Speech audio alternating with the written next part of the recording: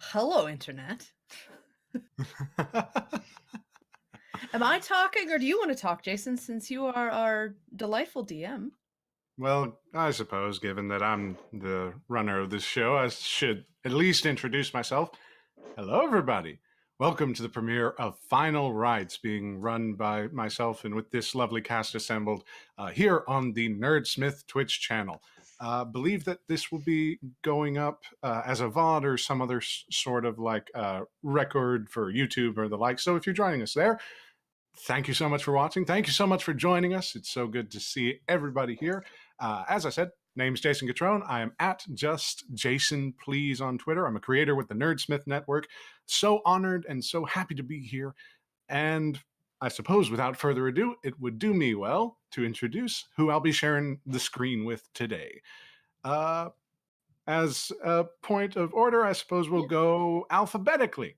Okay. Angela, if you could Okay. introduce to the lovely people who you are and what you do and all that good stuff. Sure. Those of you who have been on the Nerdsmith Twitch before probably recognize me occasionally. My name is Angela. I am a creator and director on the network, a host of Discover RPG on Wednesday afternoons, and I play Syl, the Goa barbarian, on Countless Heroes. So I'm all over the network. You'll find me all over the place. And tonight, on my streaming binge that I'm doing today, tonight at 7 p.m. Eastern, Shenanigans is going live for their first stream, and I play Adelaide Chaucer on that game.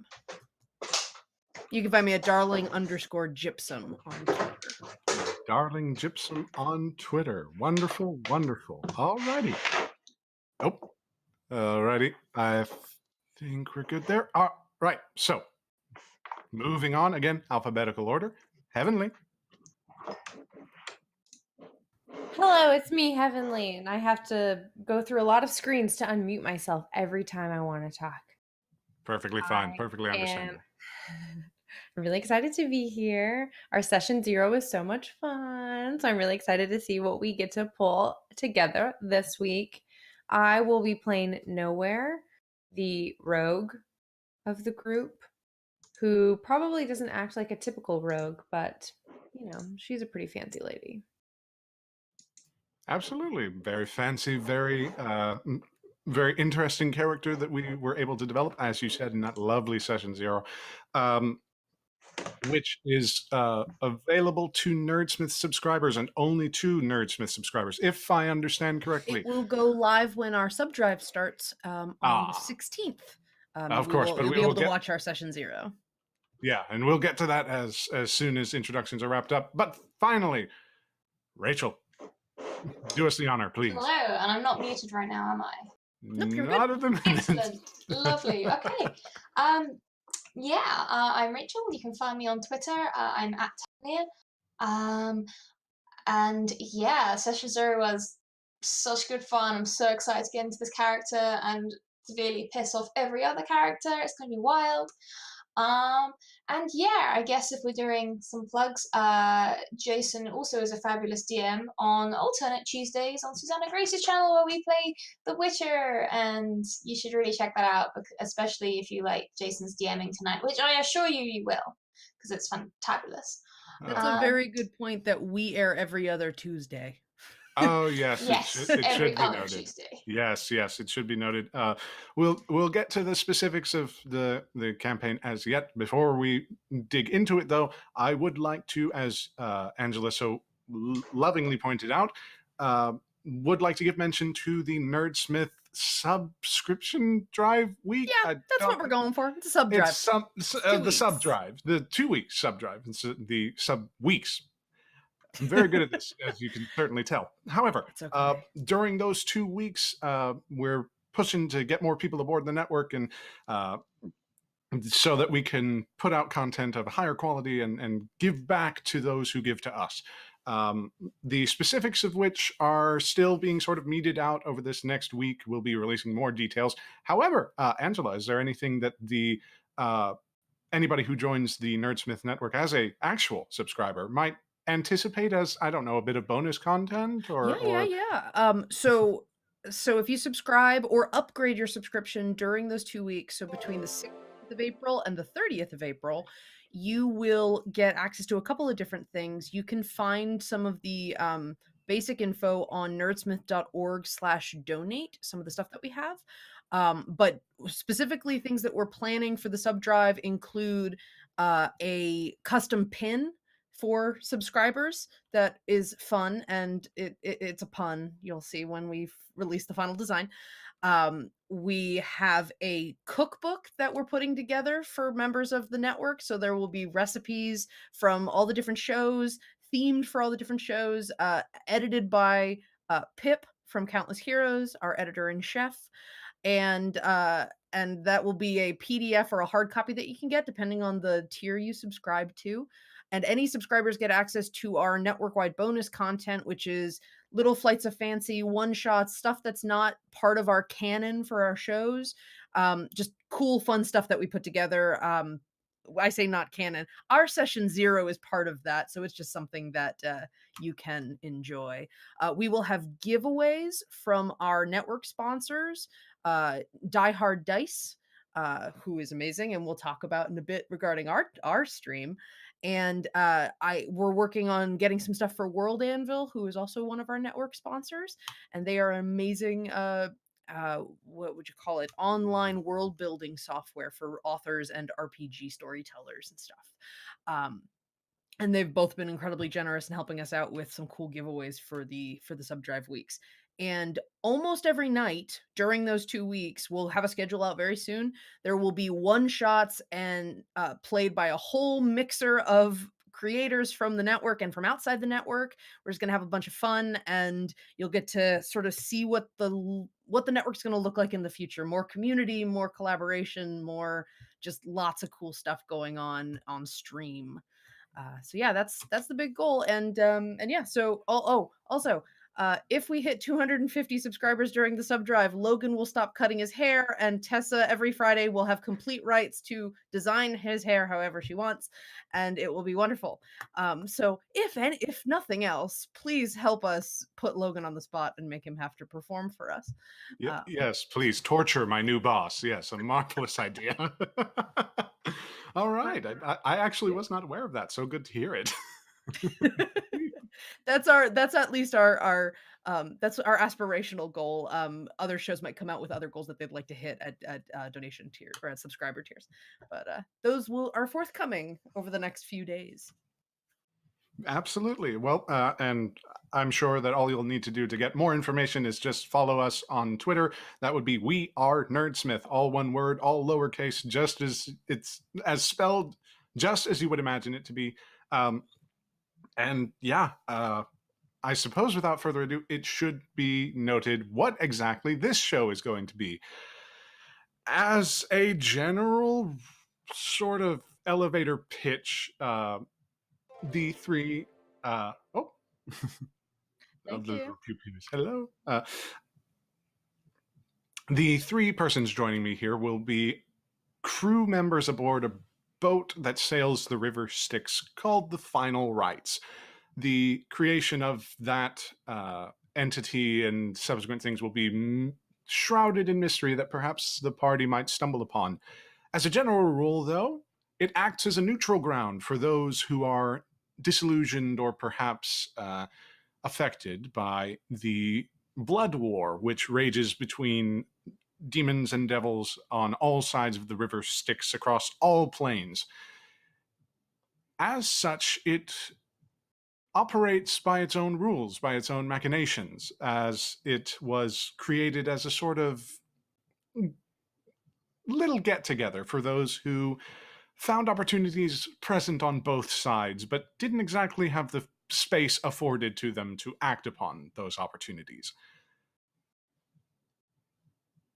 The crew and the entities aboard the Rites will be revealed in time, and hopefully you'll be meeting a few of the lovely characters that I've cooked up over this first session. But I suppose, without further ado, it would be fitting for us to hop right into it. Oh, Hold on, Angela? hold on. Oh, Totally forgot. hop right into it after After we announced that we had some of you might be here specifically because we talked about a Die Hard Dice giveaway we were going to do during our premiere today. Yes. So we have a set of gorgeous metal dice. Sorry, that was like a brain Gorgeous, wonderful, like gorgeous metal dice. I can't remember the name of them They are though. called, I just put a link in chat, they are called Mythica Scorched Rainbow, and they are Oh gorgeous yes. and super pretty. And if you, Logan, our delightful producer, we were gonna set up a random generator or a random selector for that. Do we have a code for that they can start using? Okay. There might be a point in the game where we pause, or it'll end up in chat and it'll tell you what the code is. And if you put the code in, we'll have it running during the game. And then do we want to announce at the end of the show, or after? At the end of the show, we will announce who gets the dice, and it will be delightful. It's a free set of gorgeous metal dice with free shipping from Die Hard Dice. In about 5 to 10 minutes, just look in chat. You'll find the code that you need to type and enter yourselves in for that giveaway. Again, free coupon code for the Mythica Scorched Rainbow metal dice set from Die Hard Dice. Lovely people, lovely product, and oh, so beautiful, so beautiful. Cannot sing their praises highly enough. Although I can apparently forget to plug their products. I did too. It's totally fine. I had it written in front of me. Dice giveaway. Apologies to Die Hard Dice right off the bat. It's okay. It's going to be They'll fine. forgive us. It'll be great. Now, without further ado, I should say, everyone, welcome aboard.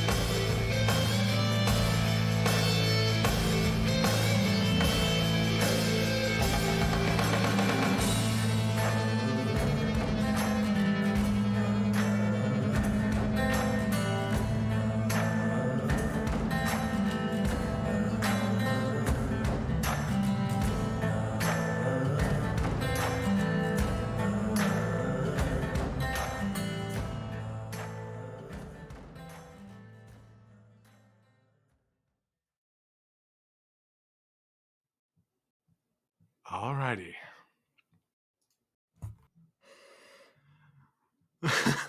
That was a shout out just real quick to Angela, who created that lovely, lovely intro. She did a magnificent job.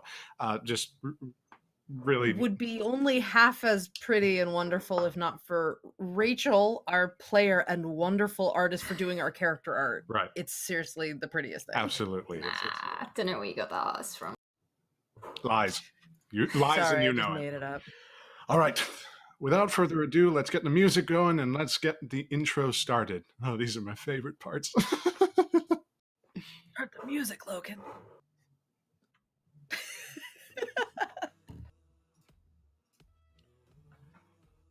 Final Rites. Been ages since last I heard of her.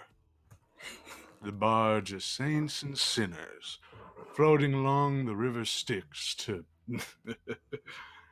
Hell if I'd ever know. Well, sure, friend, you can find yourself aboard quite easy. Just ask the winds real nice, wait until the moons and stars go to bed, pay the ferryman what he's owed, and, don't slip. 'Cause once you fall, ain't a damn soul aboard who'd catch you. Oh yes, friend, even the angels. Vutsra, Commandant of the Hellbound Hearts. A gentle breeze saunters through the halls of Final Rites. It is but a brief respite. The air inside its ebon hull is muggy, thick with the smoke of Heaven-Leigh cigars and the ash of infernal cards whose holders were dissatisfied by their suit and number. At least the flames were kept to the inanimate. Captain be mighty dissatisfied if the devils and demons got themselves in a tussle over something so small. After all, we got a damn war going on just past our door. Suppose y'all already knew that. The murky depths of the Styx ebb and flow, as is its wont. The dreary countryside of a plain long forgotten, unperturbed by its new arrivals, traipses past crimson windows, bathed in the light of a dying star. By nightfall, the paper and soul light lanterns of our humble abode will be the only source of light for miles around. Lucky, then, that we depart long before day dies. As the passengers aboard begin to stir from their revelries, the boatswain's finest set about busying themselves with their menial work, righting the wrongs committed against sense, sensibility, and scenery last night. The stains alone. Ugh. Most fortunately unadorned by the more hazardous offenses are the three of you. How marvelous. We'll get to myself in a minute, but we've a cast to introduce. Nowhere. The preceding evening's events were raucous, to say the least. Oh, far below the genteel sensibilities of any self-respecting officer, especially the keeper of the ledger herself. But then again, you're no stranger to the wilder side of the house. You'd be right to consider yourself well-adjusted to the rabble, and though the noise does on occasion disturb your eardrums, you find yourself quite capable of keeping apart. The luxury of your quarters, elegant as they are, certainly help. What exactly did you find yourself up to last night? And how do you find yourself this morning? Oh, and please, feel free to skimp on the details, even though I doubt you will. Well, of course, one naturally could find me doing all sorts of things for the boat. There are many tasks, not the least of which is keeping Mercy in line. She's quite a handful, and I do never get tired of it, though if you were to tell her such a thing, well, one can't spread rumors without a tongue, now can they? Hopefully. At least a majority of them. And even if they could, there are other ways. Manners to keep those who need to be silent. As you stir from sleep, I assume yourself to be alone amidst the finery that you have accumulated during your time aboard the Rites. My connections aboard the Final Rites are professional only. Oh, of course, of course. And so you find yourself amidst satins and silks of brilliant make, alone. Dim candlelight and soul light intermix with the space of this sort of ebon interior. Before too long, you hear a gentle knock at the door. And I'd like you... Sorry, Just- the owner of Nowhere had a hair in her eyeball and it really hurt. Ow. Well, glad the owner of Nowhere got that sorted. You hear a knock at the door. Gentle and sort of reassuring almost. I'd like you to go ahead and roll a... just as a first roll. Let's go with a general intelligence check. Okay, so I'm in D&D Beyond. I've never literally used it before, and I have my character sheet open. Do I Okay. just click? There's no roller in D&D Beyond. It's just a tracker. So Oh. you could roll dice or something either in Roll20 or something that you have. Yeah. Oh. They have not built a rolling mechanism. Okay, my dice are actually packed away in another. We have the City. link to the Final Rites Roll20. That's okay. I'll just pull up one on my phone. I think That'll that'll work. be That'll work. easier. Sorry, I assumed that it Okay. worked like Roll20. I didn't even think to check. Yeah. No, that's fair. No worries. No worries. That means I gotta do math and stuff. God. Unfortunately. I know.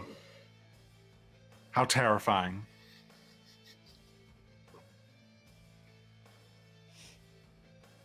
Okay, so I'm just doing an intelligence check.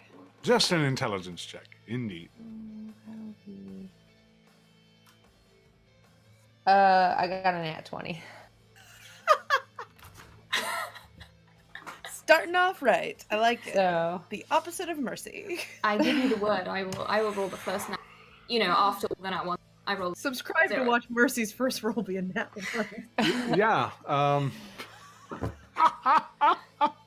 Well, all mystery is abandoned as you realize the current time frame that you are in. With almost a practiced elegance, you are able to sort of open your eyes and be immediately aware of your surroundings. So familiar you are with this space.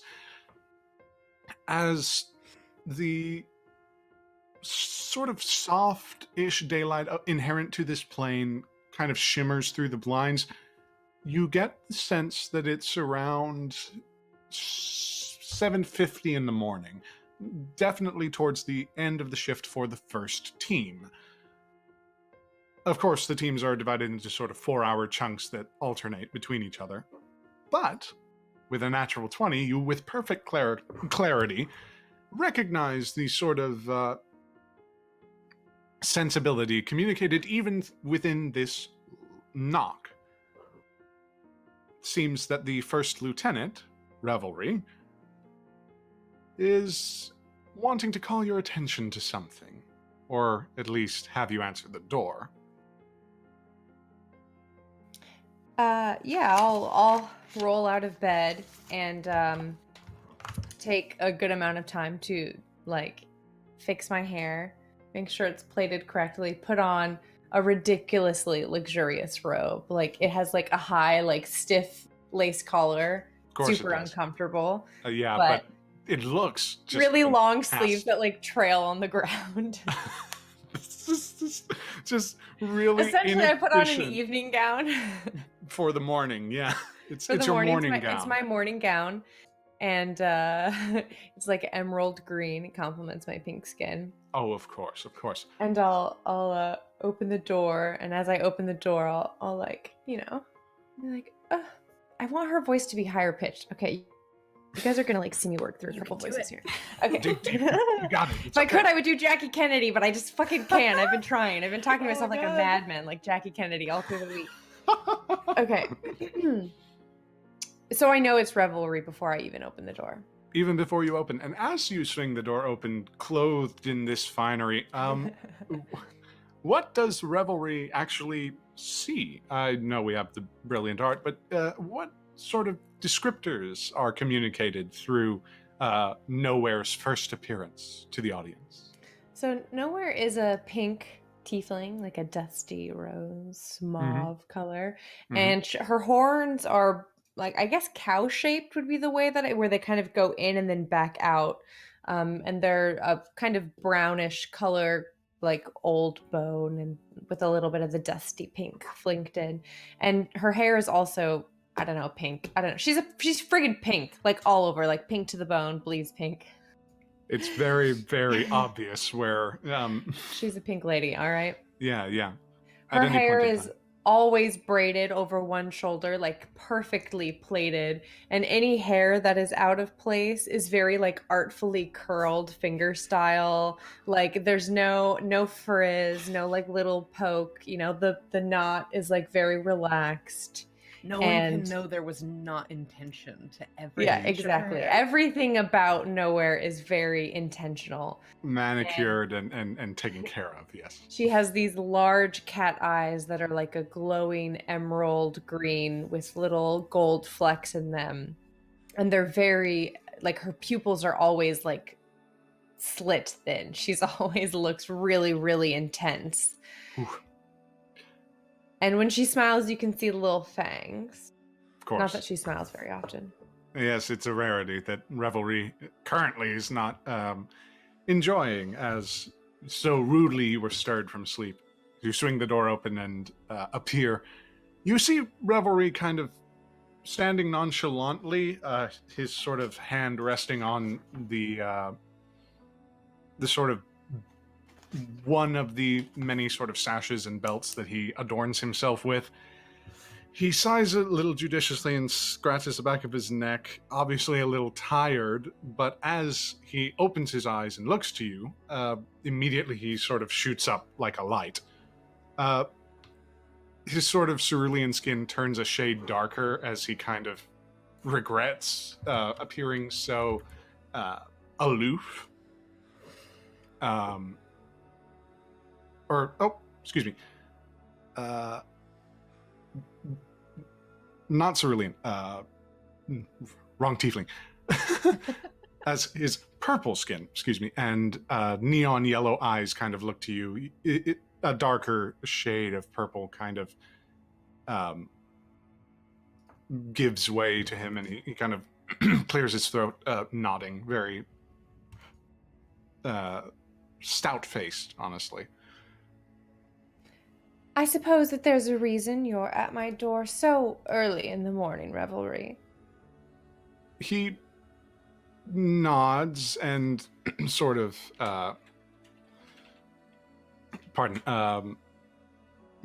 sort of stills himself a little bit before going back into sort of the swaggering stance.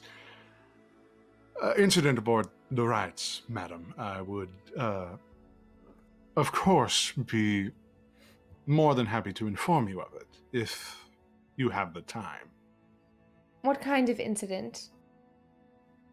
An unfortunate disagreement that escalated beyond, shall we say, acceptable means. He sort of clears his throat at that.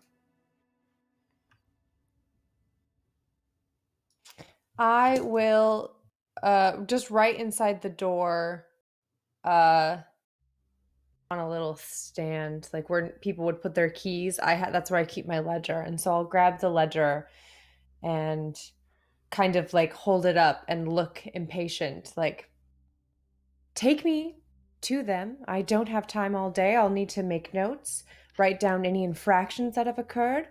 What are you wasting my time for? We need to go. He holds up his hand. That's a portion of the problem. You see, I'm the only one able to make a report because the two guests have since departed by means that, unfortunately, cannot be described for one and can plainly be described for the other. Simply need to mark it down in the ledger. That is all.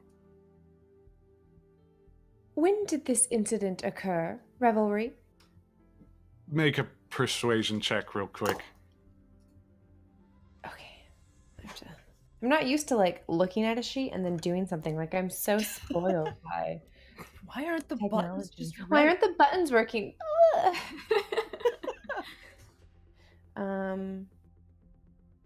So it's 21. 21. Okay, that's pretty interesting. His sort of disposition shifts, and he kind of tugs at the bull horns that adorn the sides of his head, scratching at them a little bit before clearing his throat. Unfortunately, there was a bit of an incident, as I previously intoned. He clears his throat. One that I had to intervene with. Apparently an elven gentleman and his companion were harassed by an eminently irresponsible individual. One who resorted to means that were against the core credo, of course, of our endeavors here. The man's name was Kel Zorak, if memory serves. And those That's offended... the name of the harasser? Yes.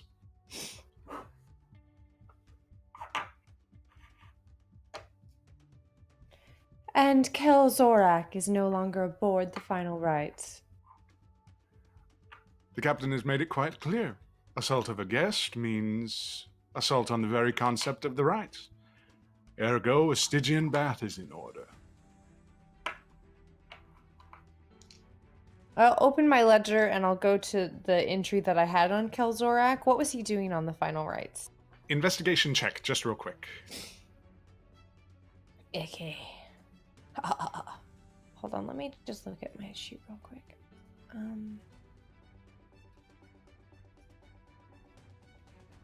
Sorry, I'm still getting used to the layout of D&D Beyond. All good, no worries. Just need to... There we go.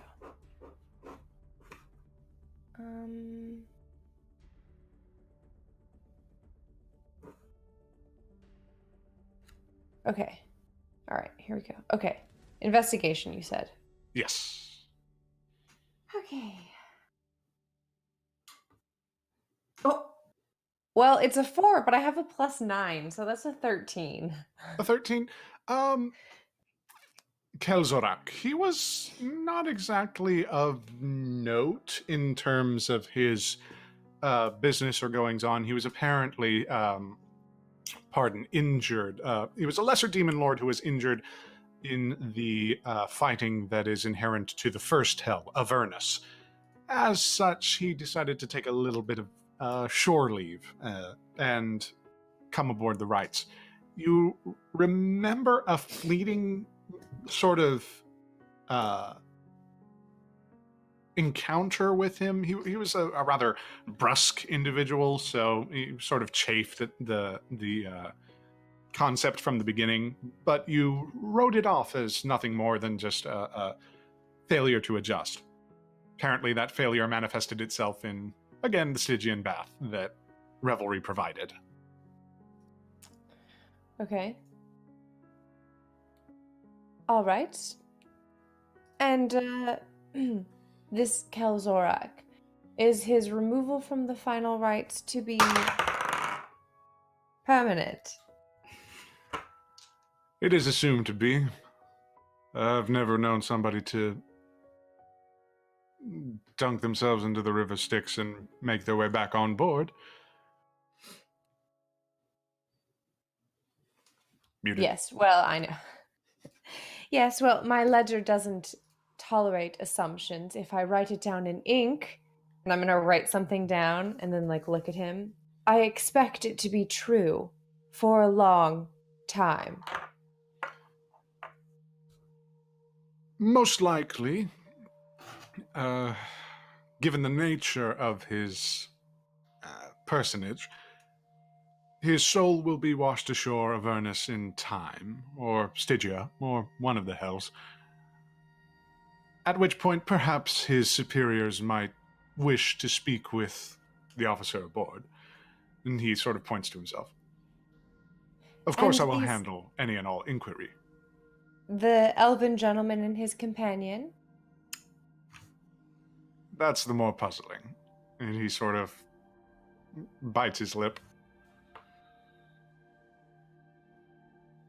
They were confined to quarters, as is customary, provided with compensatory finery.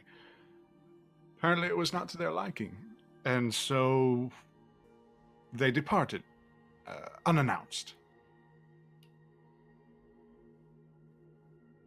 Through means of teleportation. I'd like you at that point to make an Arcana check. Okay.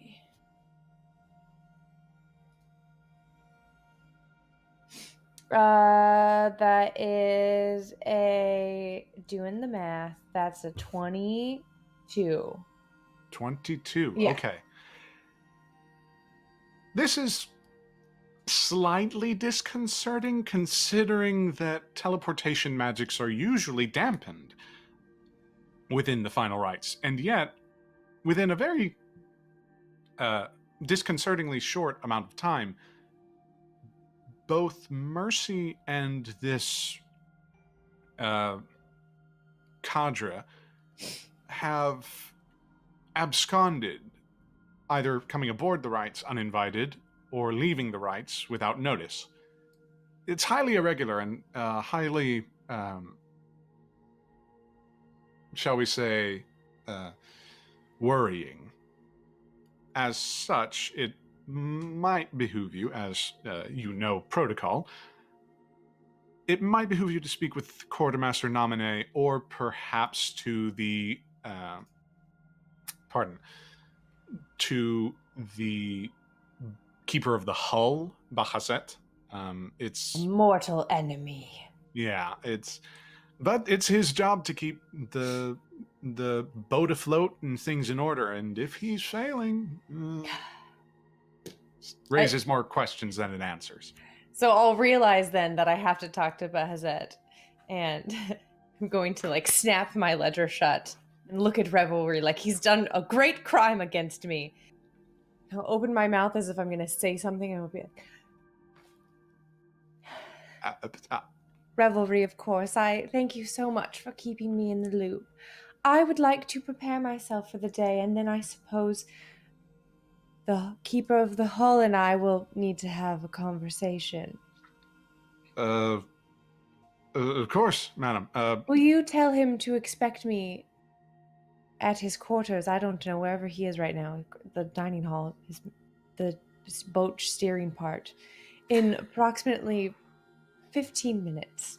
I shall ensure that the second lieutenant is informed, as my shift, and he sort of looks to his watch, and you hear a sort of dull tone kind of ring out very hollowly from the gambling hall. Has just ended. By the by, the persons that were involved in this sudden departure, one of them was named, he sort of struggles to remember, and let's see if he does remember. Yep. First roll for the DM, so that'll be fun. Aha. The woman was named Zirael or something. The man,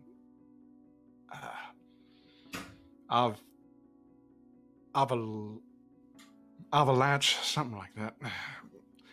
Excuse me for my heat-oppressed brain fails me. He sort of rubs his head and scratches at his beard. The flat face seems very flustered, and before too long he kind of backs away and salutes you very quick.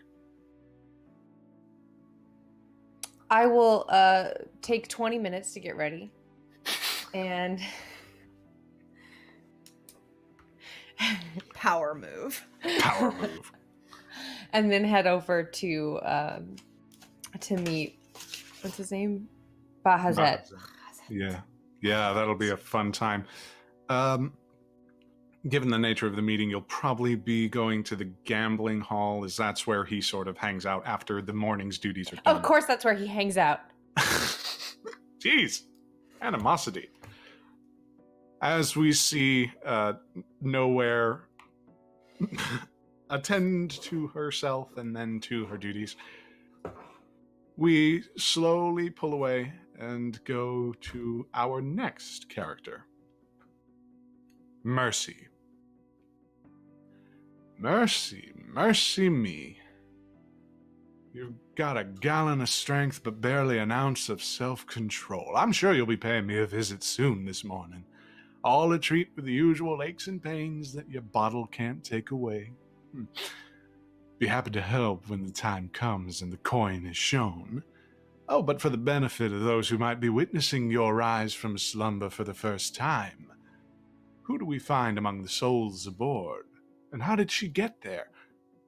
What did she get up to when the moon was still high and the stars so bright?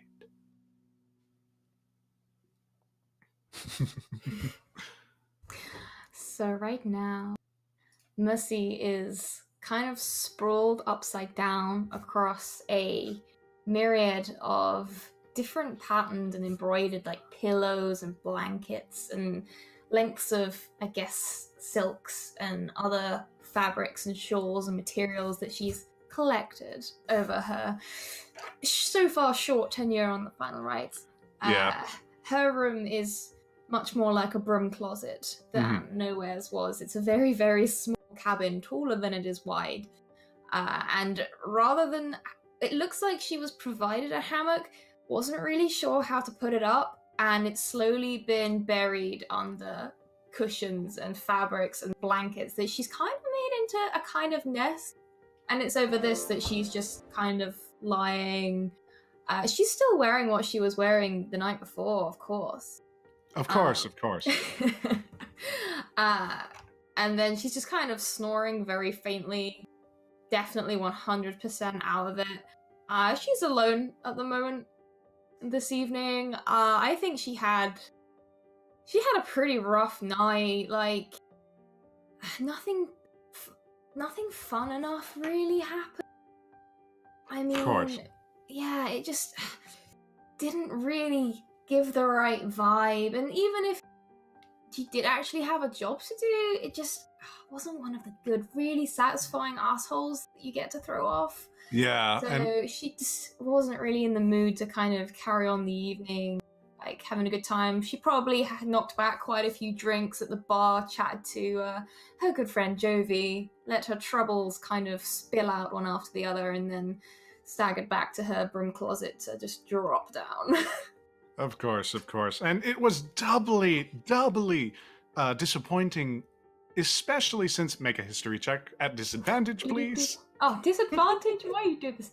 You were the one that expressed the fact that you were drinking all night. Don't blame me. Okay, well that's a tasty -1 for whatever I roll disadvantage. That would be a 6. So a 5? No, that's after the modifier. Oh no, that's after the modifier. Okay, Yeah. one better than I was expecting. It was doubly disappointing.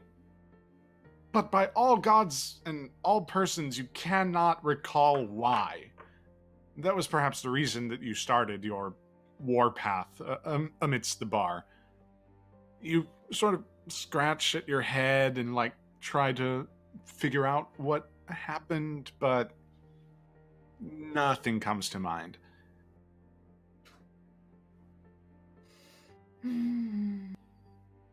Very groggily stretch, kind of. Then there's like several brackets.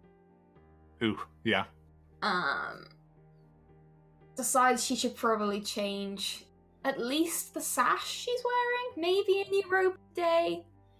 Maybe, don't know if she's really feeling it. Sure. But, and has she heard the bell toll for the next shift yet? Not as yet. Oh, excellent. In that case, she is taking all the time she can. Probably looking about, thinks about tidying up a bit, and then goes, no, not the day. It's not come yet. Yeah, being assigned to Team 2 has its perks, although your Hala and the other lieutenant that you wish you could remember the name of, they can be quite strict, but that's just because of unfamiliarity, you're sure. As you sort of try to get ready, you hear sort of a soft, kind of unintentional whistle that kind of reverberates across the hallway that your closet is sort of occupied by. Make a perception check. You got it. Oh, perception's much better. That's 21. 21. All right. It's familiar. The sort of overbite nature of the breathing of Whistler is just unmistakable, given that he was your second, third, fourth, however many point of contact aboard the Rites, considering that he, under Bahazet's orders, actually arrested you. But that's perfectly fine. You've moved past it, especially given that, letting bygones be bygones. Yeah, not not bitter at all, especially given that Whistler seemed so apologetic at the time, and seems very apologetic now as you sort of hear his horns kind of clatter against your door frame. Evidenced by the fact that after doing so, he kind of, like, you hear a soft, like, ah, damn it, I don't think that was a good idea. He's sort of talking to himself. I kind of pull open the door. Dude, I mean, don't knock on doors with your horns, man. You gotta look after those. Huh? You see before you, kind of hunched over, laden by actually 2 heavy pillows that seem unstained. The sort of willowy, wispy form of this jailer. The jailer aboard the Final Rites, Whistler. A sort of... Is it wrong that I don't remember the description I gave him? At the minute, he appears as a sort of sullen, sunken-faced kind of spidery character with horns that kind of... I do remember this bit. Dot his scalp, sort of with tufts of hair growing in between.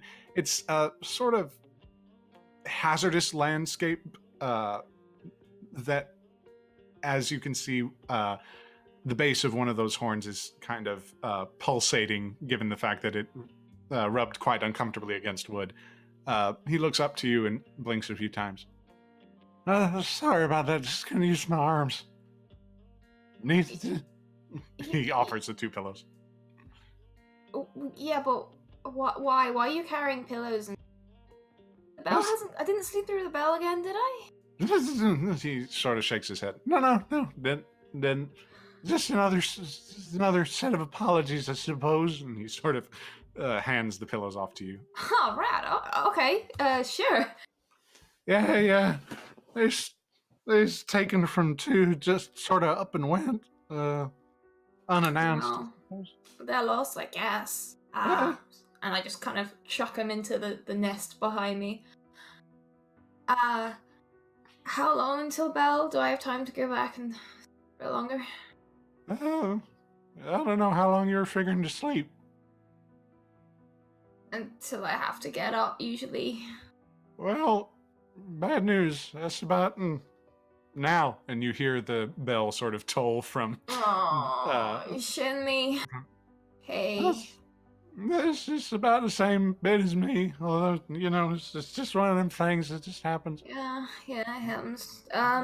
Anything happen while I was out on the shift? Last shift, not this shift.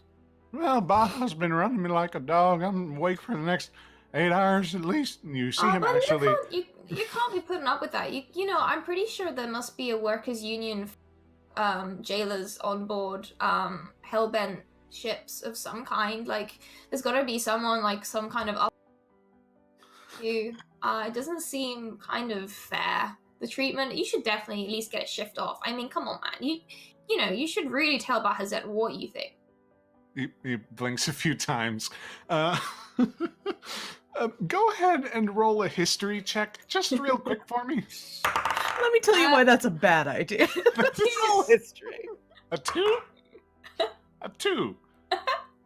A 2 overall, or is that... 2 overall. Oh, good. I was wondering. I was worried.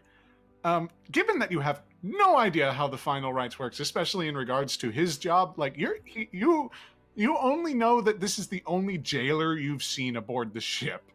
And as you sort of say, you should get a union and all that, you see his head kind of tilt in an, like, in absolute confusion, abject and sort of ever-present.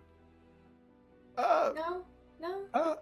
No, I don't. Final Rites is the only one of its kind, so, I mean, if there is, as you find it, go ahead and tell me about it, but it's...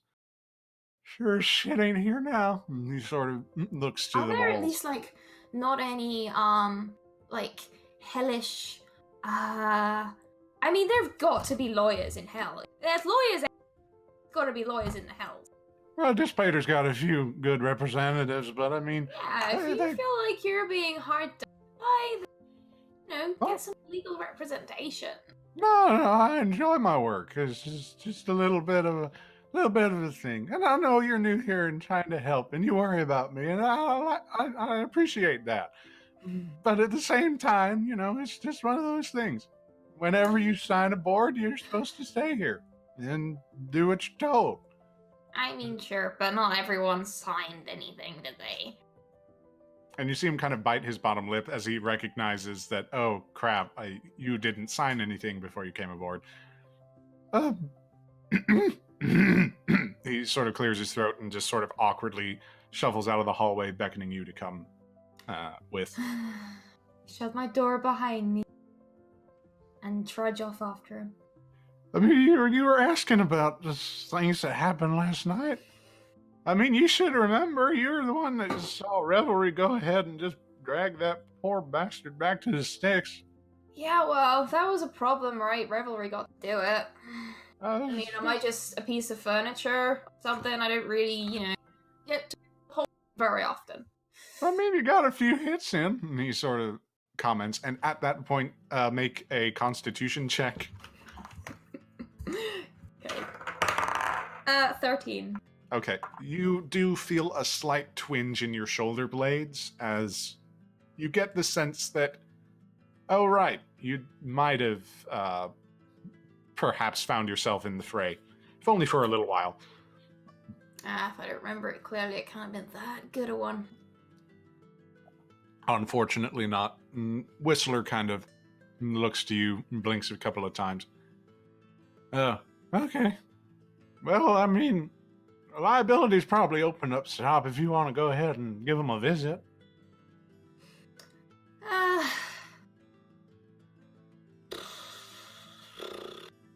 Well, don't act so enthused. And he sort of blinks. I don't know, man. I just woke up. Everything. I don't have anything specific to do right now. I could just head off on up there, swing by. I still haven't got the whole routine thing down. I mean... He sort of shrugs. Interplanar travel is a little bit of a thing to nail down, but after the first few jumps, I'm sure you'll be able to get right with your internal clock and tickings, as it were. Yeah, we'll see about that. Alright then. We'll go check out with... check out? No, I'm not allowed to. Liability then. Guess I'll see you. Thanks for the pillows. It's one of them apology sorts of things. It's just an opportunity that presented itself, and all I'm grateful. No one else gives me free pillows. I have to work for those pillows. Well, Ba's nothing if not a stickler. Yeah, I don't know if he even sleeps on pillows. He looks too hot-ass. I provide no comment. I'm just a jailer. Well, if you ever do find out, tell me, because I am genuinely curious. I bet his room is so boring. You hear him sort of cackle as he continues. He kind of like in a camaraderie fashion, kind of pats your shoulder and straightens himself out. He's not dressed in the finest clothes. They're marked by sort of grime and bits of dried blood. You get the sense that his job is not the most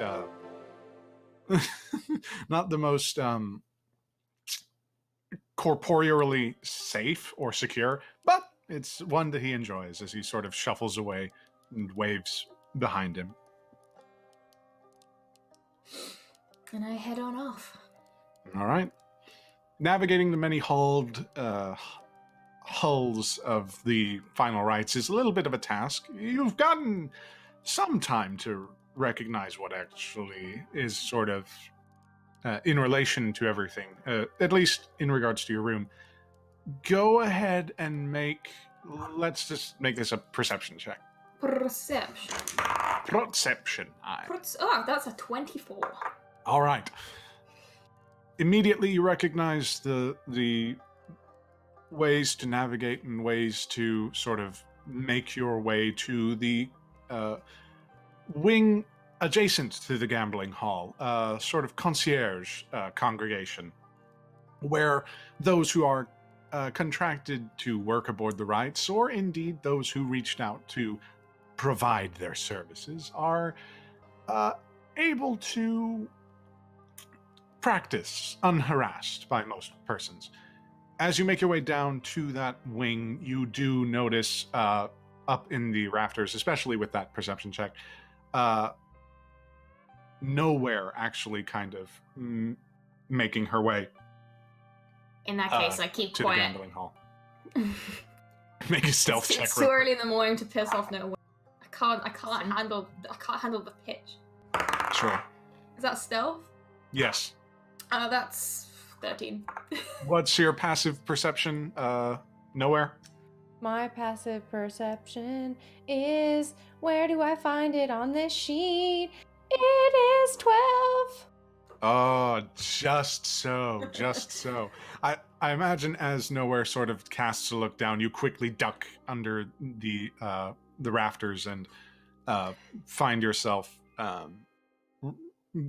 in the concierge wing, where luckily Jovi is staying. However, before we get to any potential meetings, we've a third to introduce. Jovi, purveyor and mixologist extraordinaire. You did some fine work last night. No wonder concierge considers your services so valuable. You're hospitable, vivacious, a star through and through to all who pass by. Save for those who have a mind to give you more lip than you asked for. Oh, but I'm sure you're not one to hold a grudge. At least not for too long. A couple years. 10 max. Yeah. I'm talking too much.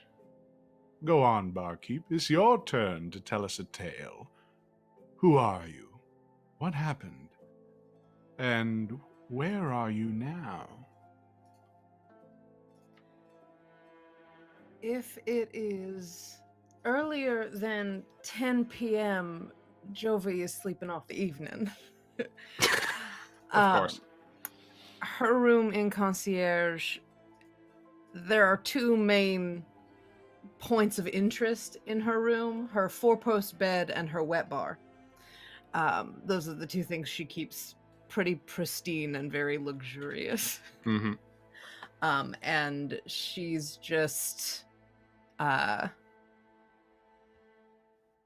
reclining right now. Kind of, she usually waits till the last minute when someone calls upon her for needing to go to work. What time is it again? It's about 7 o'clock in the morning. This is solidly not the time to actually wake up. So she is reclining with not anyone in her room this evening or this morning, and thus has a very thick cloud of tiredness, fogginess. It's she does not get good sleep normally. Her room kind of smells like cold, stale chamomile tea from the 14th version of her sleep remedy she tries to make.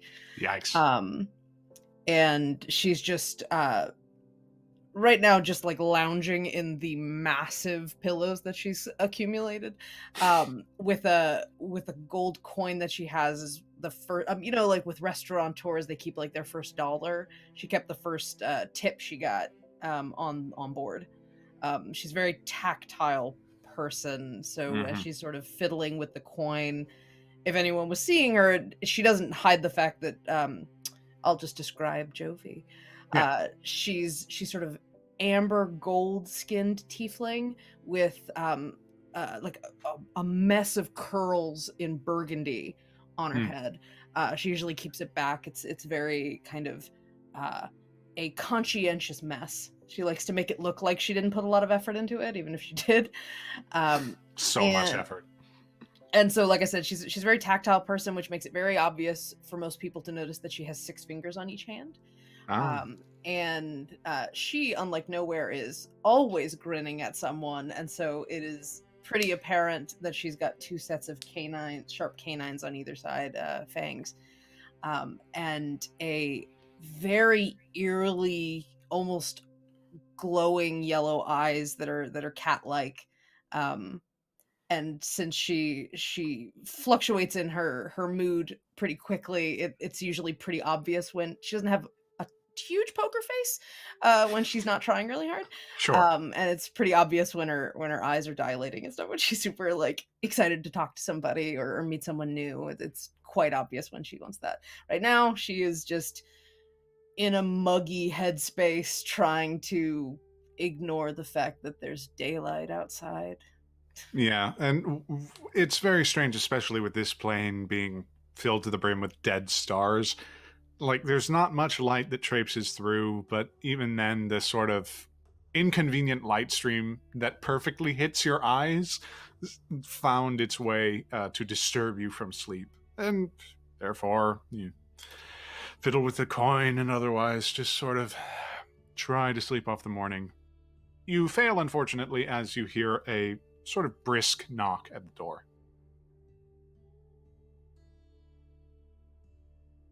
Go away. You say that to the man who brought you aboard this damn ship? Really?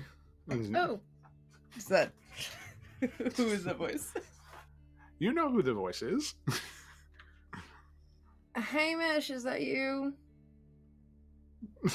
Not waiting for a further reply, you hear the door sort of twist open, and Hamish steps in. A very fine, sort of outwardly rugged gentleman who's kind of a convivial spirit. You see sort of thick glasses adorn his face for a moment. With no lenses in them, he just thinks that it makes him look better.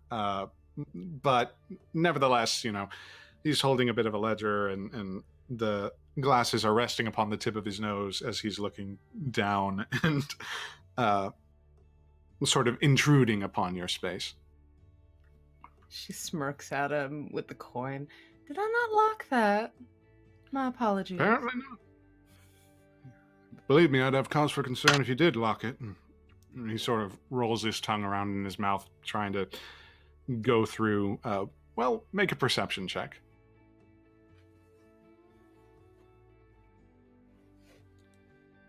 He's very far away. That's the best thing I can explain. I got a 7.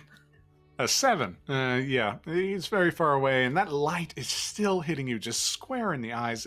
It's frustrating at this point. You'd think that, it would be time to finally sort of roll over or otherwise, but no, that there's kind of this sort of stubborn, will within your body to stay where you are. I found a comfy spot. Exactly. Why would I move? Yes.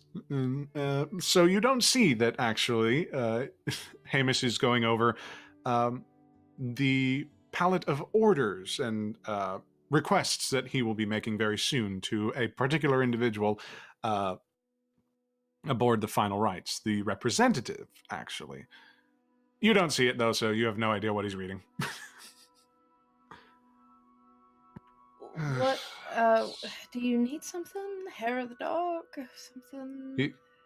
He pushes he pushes the glasses onto his head and kind of rubs his eyes. He's obviously been poring over the tome for a while. Whoop! Didn't mean to hit the microphone there, but as he looks down, he sort of looks up. No, just wanting to check with you concerning a little of our stock. Need to make sure that we got enough ice and all the other sort of accoutrement. Been wondering if I shouldn't ask for some means of refrigeration. Maybe that could be made? Or would that have to be ordered? Yeah, he sort of pulls out what seems to be like a metal cylinder that he clicks once and hastily writes down like a quill, and then clicks away and socks it away. Something less portable is what you're saying. She points over at her. There's almost looks kind of like a messenger bag next to her wet bar that is her mixology kit that holds stuff and keeps it relatively good temperature. I don't know how to make that Of bigger, course. though. I'm sorry. Yeah, that's the issue. And of course, I have my own, but the volume of customers we've been receiving, you've got to step things up. Wonder if it can't be. problems to have, dear. I suppose.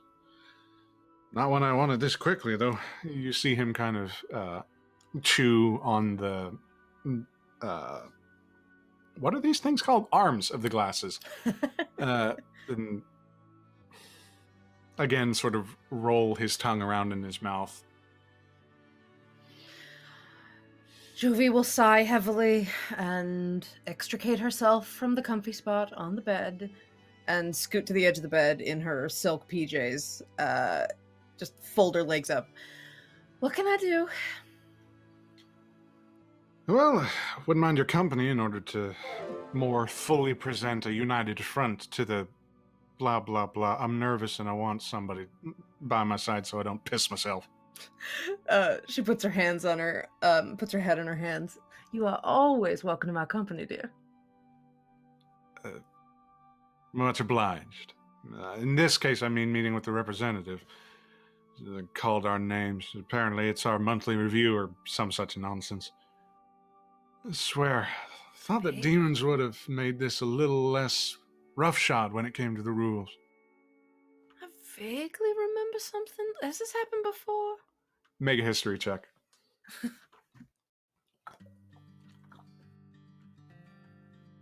8. Probably.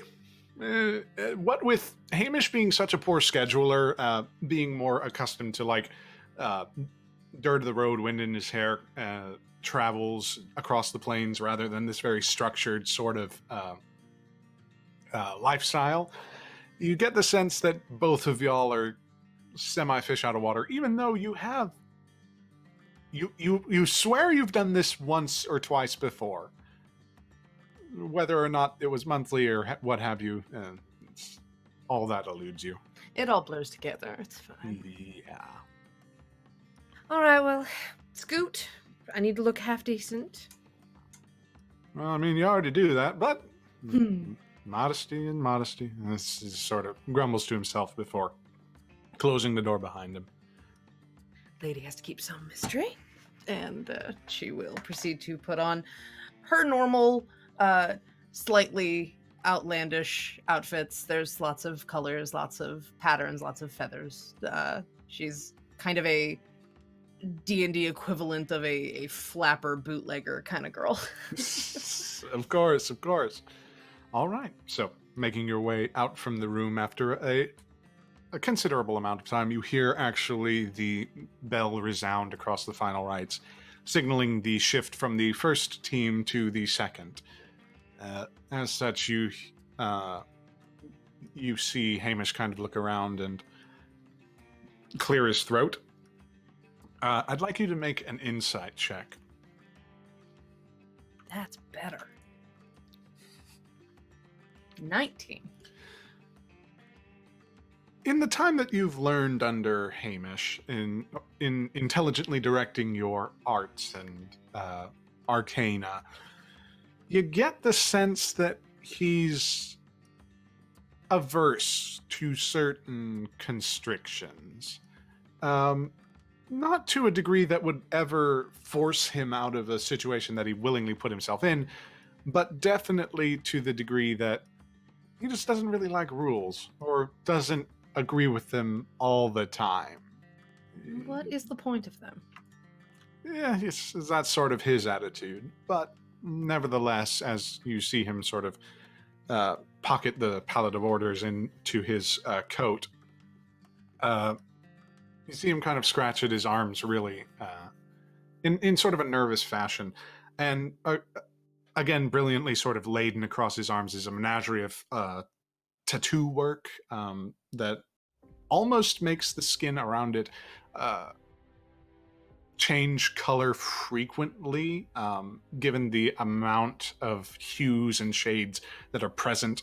But he doesn't really pay much attention or pay much mind to it before sort of scratching his beard kind of judicially, and walking forward. She slips an arm into his.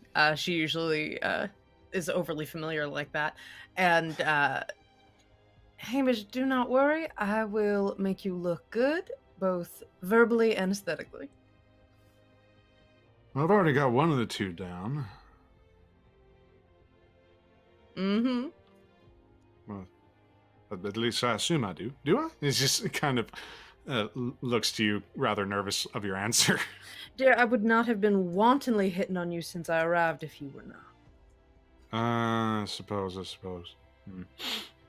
He kind of clears his nose and continues through the concierge wing. As you go along, you see a few of the other contractors kind of like getting their shop fronts ready. The Final Rites provides you spaces to do your work, bars and whatnot that rival you, actually situated next to you. They kind of like give you a competitor's glance and like raise the glasses that they're cleaning to you. The main competition seems to come from a trio of dwarven brethren, sort of all of them very dark-skinned and dark-haired, very stockly, like hill dwarf, but giving that impression of their mountain-born cousins.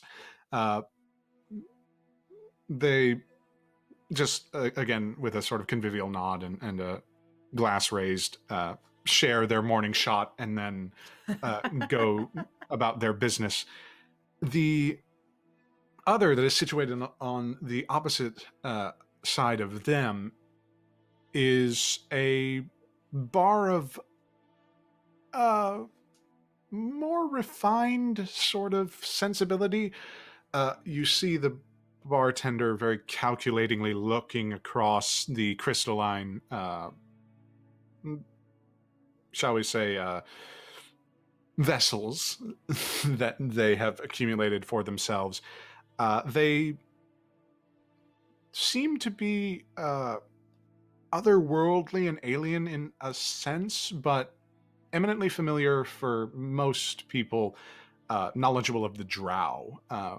Strangely enough, a lot of strange characters aboard the Final Rites. Indeed, as their skin kind of glows bioluminescent, like blue hue, this drow in particular just kind of regards you with a stare that just follows the both of you before allowing you to pass. This is the main competition that you face on the daily. She is always politely waving and giving compliments, like, gentlemen, you look dapper today. All sorts of right-handing. You see them raise another shot glass to it. Their second shot of the day is downed before they go about sort of swabbing their premises. The drow individual does not respond in any substantive way. That never deters her. Yeah, of course. Hamish sort of continues on and gulps before making his way through concierge once more. As he sort of takes a look at a more ragtag assembly of like tents with their tops sort of hanging from the rafters of the roof above. You see his eye sort of catch somebody, and he looks to you. I appreciate your opinion very much. As well you should. Should I speak with liability now or later? Make a history check.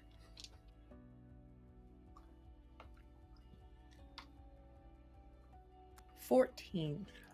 Liability. Oh boy. Certainly sticks to his name. The tiefling has run a bit of a, shall we say, tab with your current assembly that was supposed to be paid, eventually, probably. As such, pardon, Hamish has been at the same time wanting to speak with him, but at the other end of the spectrum, too nervous to. Mm-hmm.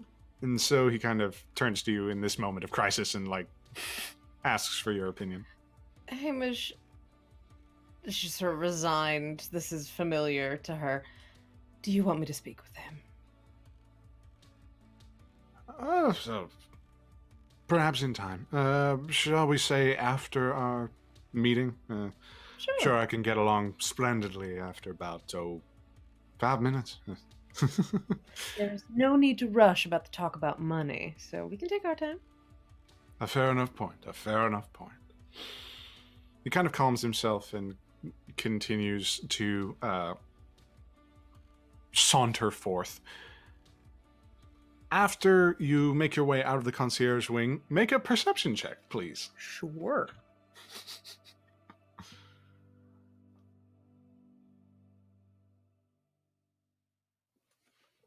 $12. Really? Yeah, I rolled kind of shit. I've been rolling not many double digits on these dice today. Well, your attention is drawn elsewhere as Mercy deftly steps past you, avoiding Nowhere's gaze. And makes her way into concierge as you make your way into the gambling hall, where assembled there seems to be a few of them early risers. They play more for sport than for money. You see that cards kind of going between incubi and like a few half-hearted like conversations between adventurers who have found themselves aboard. A Triton kind of sits alone to herself, kind of picking at her scales rather nervously, obviously awaiting somebody. But amongst the rabble, you find two persons of interest, both speaking to each other and both needing to be spoken to. The bronze dragonborn form of Bajazet is intimidating, but in the sort of reclined position that he finds himself, with this just absolutely monstrously fat cigar sort of tucked between his two very thick fingers. He seems actually slightly amused. It's kind of hard to read him from this distance, but as you see plumes of smoke kind of rise from his form, he's joined by almost the complete opposite to him. Raphael. Now, of course, the representative of the Final Rites, Raphael Fife, is to be respected, but in stark contrast to his rather large companion, he's more of a portly gentleman, more fat from comfort and sort of the allowances of the position that he holds than any particular sort of thing within him, sort of characteristic. He's not gluttonous, evidenced by the fact that he simply sits with a water kind of in front of him, sharing this quiet moment with Bajazet. As his eye is caught by you, his round face kind of brightens up and he waves very congenially to the both of you. Hamish kind of straightens his back and cracks his neck before kind of saluting to the two that are presented before him. Are these to be our judge, jury, and executioners? Well, we're missing at least one in terms of the trio that you brought up. I do so hope it's the executioner. He kind of grumbles to himself. Well, Right. Let's go. Make nice. Make nice. Just remember, you're a natural. Chin up. Make a persuasion check.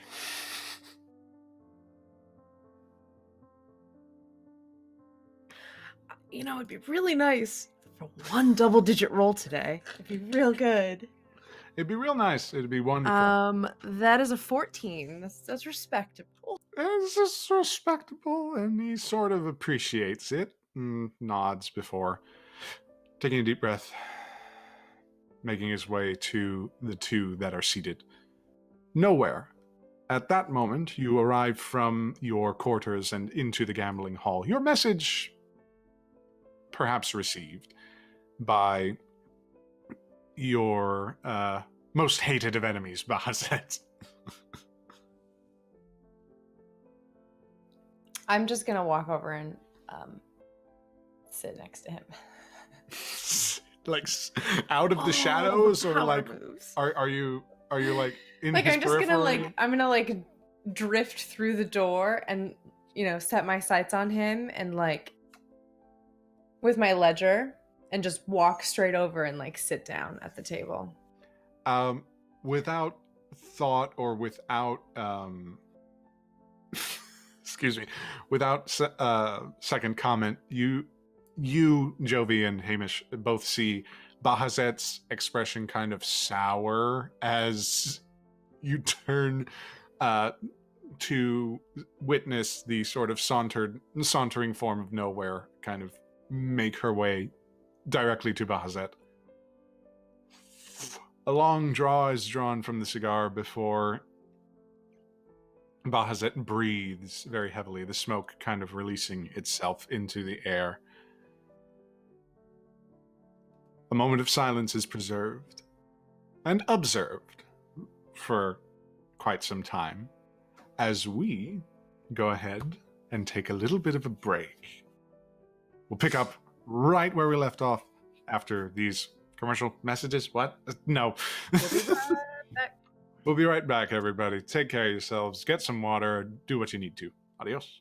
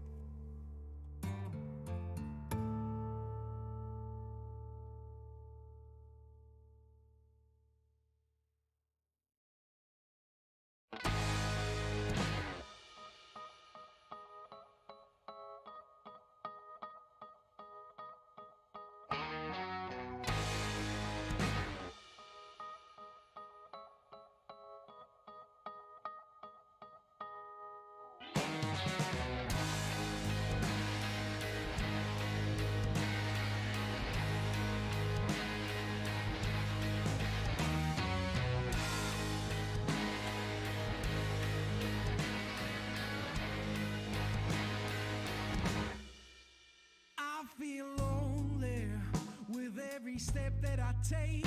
I don't feel good and my body starts to shake. I fell in love with a girl, I haven't seen her met so far. Sometimes I wonder if I'm the only one who sees what they say it takes to be a man, and what a man can be. It's all lies, it's all a fraud. They only feed you with what they're being fed.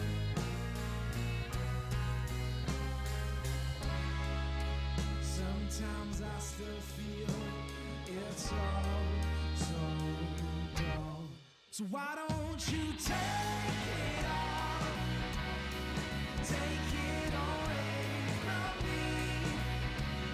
'Cause someday I'll leave this place, even if cities don't run away. Don't run away.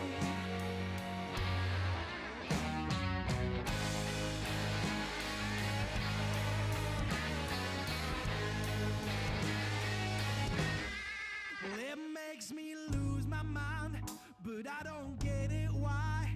Everybody's moving so fast and I'm not even blinking with an eye. But I don't want your badge, I don't need no gun. I'd rather bleed truth than feel misunderstood.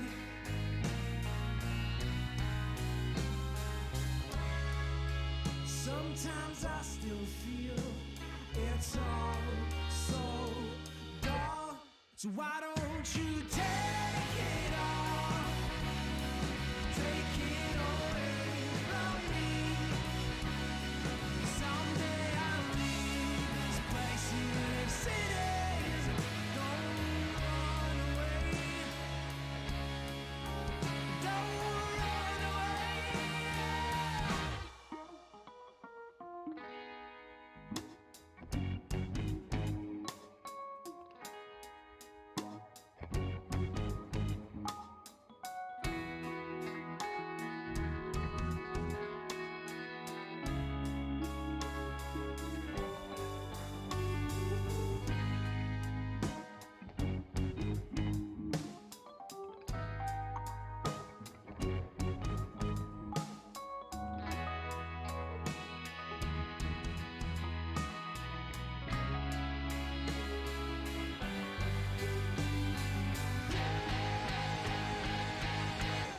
So why don't you take it all? Take it away from me. Someday I'll leave this place, even if cities don't run away. Don't run away. Don't run away.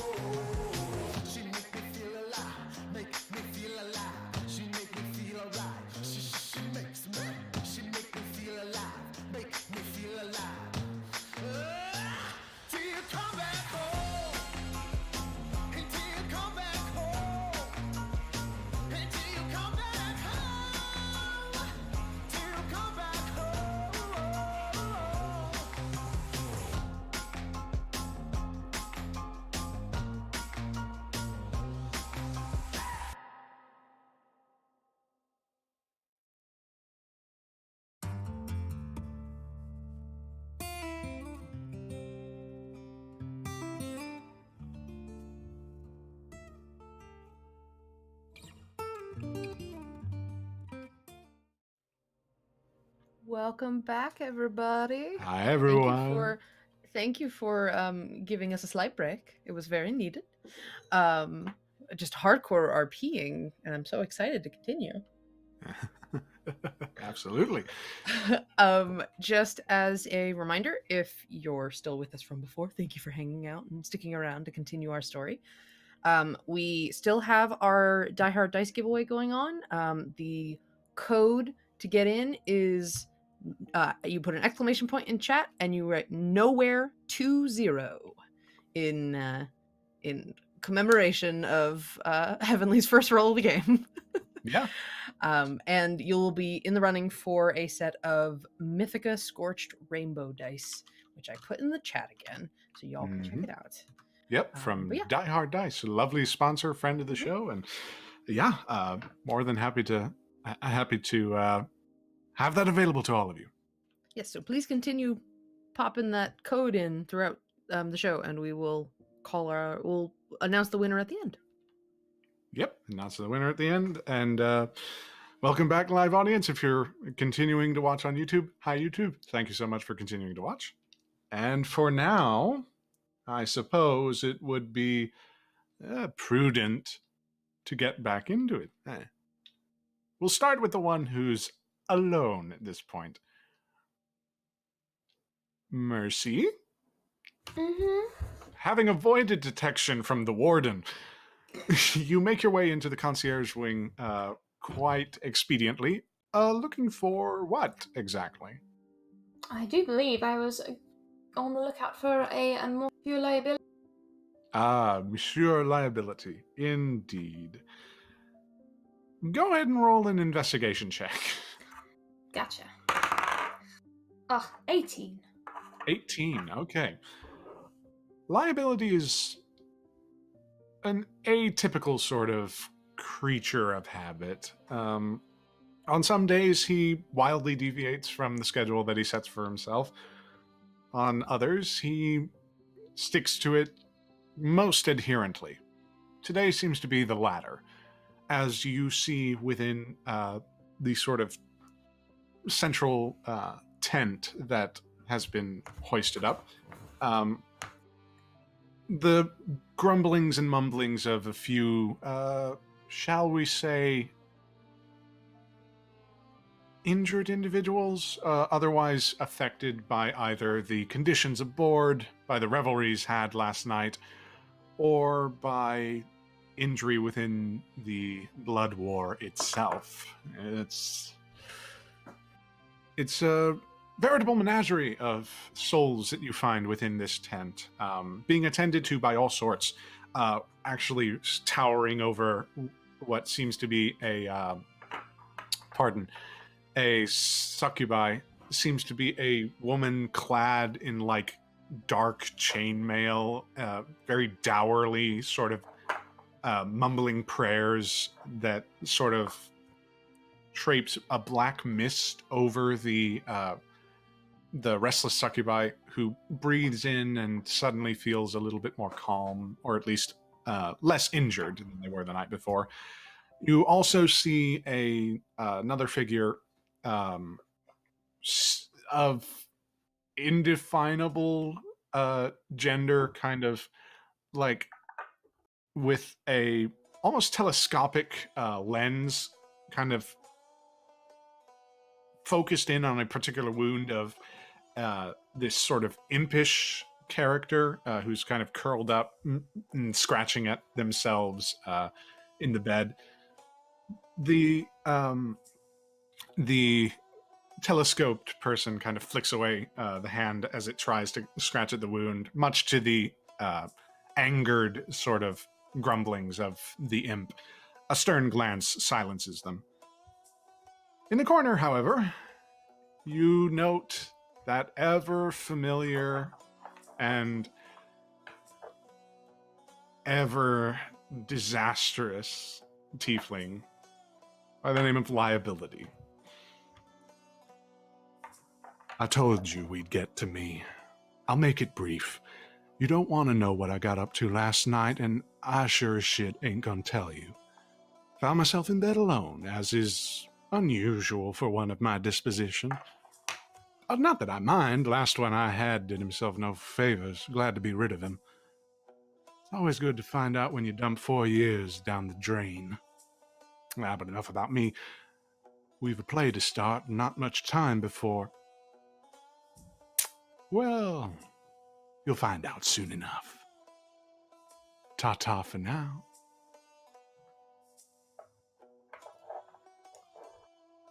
The sort of classic reddish hue of his skin is vibrant in comparison to the dull surroundings. The askew antler horns that kind of jut from the back of his head in crisscross directions, not perfectly symmetrical, but in fact, like almost the exact opposite of such a concept. Kind of scratch against the fabric and canvas of the tent as he rests his legs upon a stool next to a sleeping patient. He doesn't seem too perturbed or too ready to get up, and indeed you see the dark shades of his eyes kind of cloaking him from the light. I just kind of waltz up to him. Billy, you really gotta use some of that magic, bro. Looks like you kind of deal with it more than some of these poor fucks. Make a persuasion check with disadvantage. Calling Disadvantage, him I Billy. Calling him Dead. Billy. Disadvantage, that's 12. You're obviously not versed in the ways of healing, then. No, I'm not. I think if I was, I'd be here. I'm not sleeping next to an engine room. Although, that brings us efficiently to the point of my visit. I kind of have a gammy shoulder, I'm not quite... So I don't 100% remember why or what happened yesterday, but, just in case something in there is kind of snapped or discombobulated or whatever those fancy medical words you guys use. Check it out. You sort of see him stand, his cleft chin in full view. He kind of breathes heavily. So you were injured by a means that you cannot identify or remember at the current point in time. Yeah, it's about right. How about we try a mystery that may never be solved? I am truly shocked at your behavior. So surprising is this. He kind of sighs and doesn't really spar with you like he usually does. Go ahead. Get on observation. I'll take a look. You see him rub behind the heavy shaded glasses and straighten himself out. Was last night shittier than normal?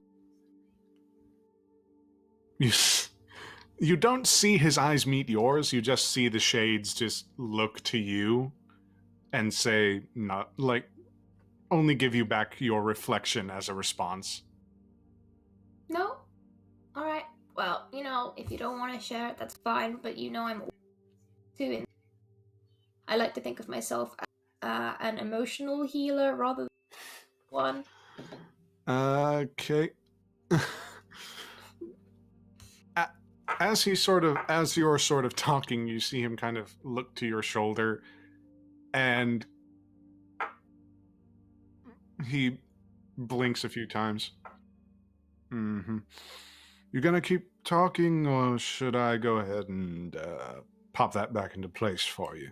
I mean, I assumed you'd probably do that either way, and you'd probably take more doing it. Why I was carrying on, then it would give you a pathetic medium of pleasure in your otherwise. He slowly makes his way to the back of you and puts a hand on one of your arms and then on your shoulder. As you talk, I'd like you to make a Constitution saving throw. Saving throw. Okay. That's a 4. Ooh. Let's just see. Wow, that's not that good either. Apparently the angle was a bit off, and indeed the pardon, mood of liability distracted. And as he sort of wrenches your arm, trying to get it back in the shoulder back into socket, it actually makes the problem a bit worse, and you take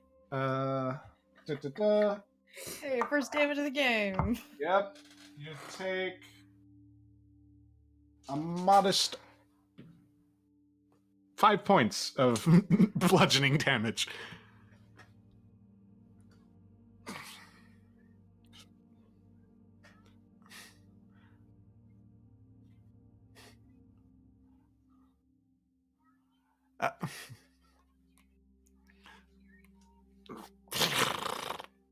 You hear like a chittering chatter from the one with the telescoped lens who rockets to you. This is, liability just raises his hand and shakes it off.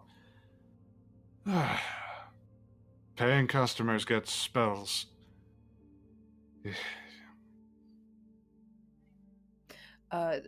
Jason, I can't hear. Rachel, we can't hear you. Nope. Can only Jason hear you? Yeah, Oh, it's so sad. I know. Yeah, Rachel, I haven't heard anything you've said for a What? little bit. Last minute or so. Oh Yeah. no! But Jason, you can hear her? I can hear her perfectly fine. You could try popping out and popping back into voice chat. Pop out, pop That back. might help. Yeah, pop. I'll do the same. Hello? Am I around? There you There we go. go. Hey. There it is. Thank you for bearing Please me. basically continue to swear and just be unhappy about the situation. Yeah, let's Oh, so it just. was appropriate. You were just cursing. I was Yeah. I was just beeping out my language. The ahead of sensors time. kicked in, yeah. The sensors of Twitch kicked in. But no, unfortunately, you hear liability sort of intone. Paying customers get spell slots. Just, you got a gold. No, I pay with my own physical health every single night. I get room and board. It's not as if I actually get a wage. I didn't even sign up to this fucking boat, man. You hear liability kind of like sigh. Make a persuasion check, just by virtue of how pitiful the situation is. 17. Oh, that's when you roll good with a 17, huh? Does Morose get her anything? A brilliant sort of light emanates from his hand as he clasps it onto your shoulder. It rockets back into place and is immediately cured. Let's say with how many points of damage? I took 5. 5. Oh, hey there. You get 5 back. Oh, excellent. As your wounds are cured in a very generous sense. As Really? You're the man. Thanks, bro. can you please not call me that? I mean, it's just a lot less syllables than liability. So, I mean, what do most people just call you liability? That seems like, in the event of an emergency, quite a long thing to call. Can I call you Tibbs? How about Tibbs? What? She kind of like half-heartedly like looks to you. Again, the shades just not really giving No? a sense of Alright, where his well, eyes meet. I'll give it a few more weeks then. Maybe we'll be on nickname basis by then. It's fine. Apologies for being distracted. Yeah. Did something happen last night? You can tell me. It's not like anyone believes any shit I say anyway. Given your previous persuasion roll. Bit of a disagreement. Nothing more, really. Well, if anyone's giving you shit, you tell me and I will go and punch them in the unmentionables for you, but they won't know it was because of you. Much obliged. Much obliged. You see him kind of return to his station and recline a little bit. At that point, I'd like you to make a religion check. I mean, I do have decent wisdom, so. Although, quite appropriately, that's only an 8. An 8. Wow. Okay.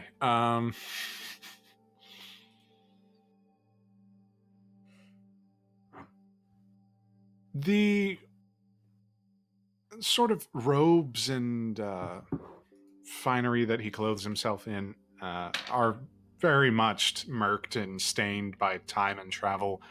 And as such, the religious significance of it is sort of lost on you. You've been meaning to ask how he gets his powers or, how he operates as a cleric, but it's never really come up in polite conversation. I haven't met many clerics in my time. Yeah, it's strange anyway. But nevertheless, he sort of looks to you. If it gives you any more trouble, just come back, I guess. Of course. I mean, where else would I go?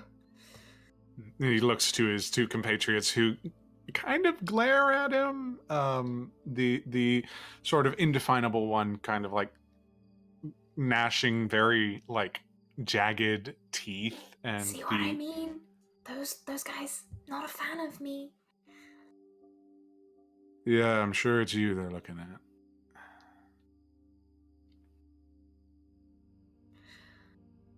Well, I'll probably be back in the next 24 hours. I'd say there's a 60% chance. He looks to the very, very dim candle that permeates his space.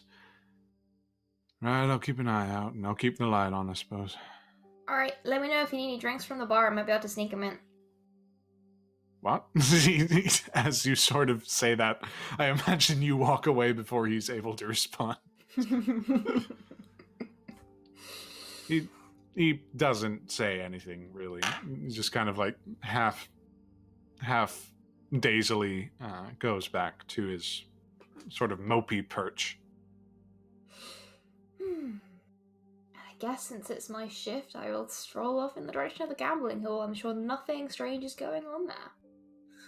Indeed.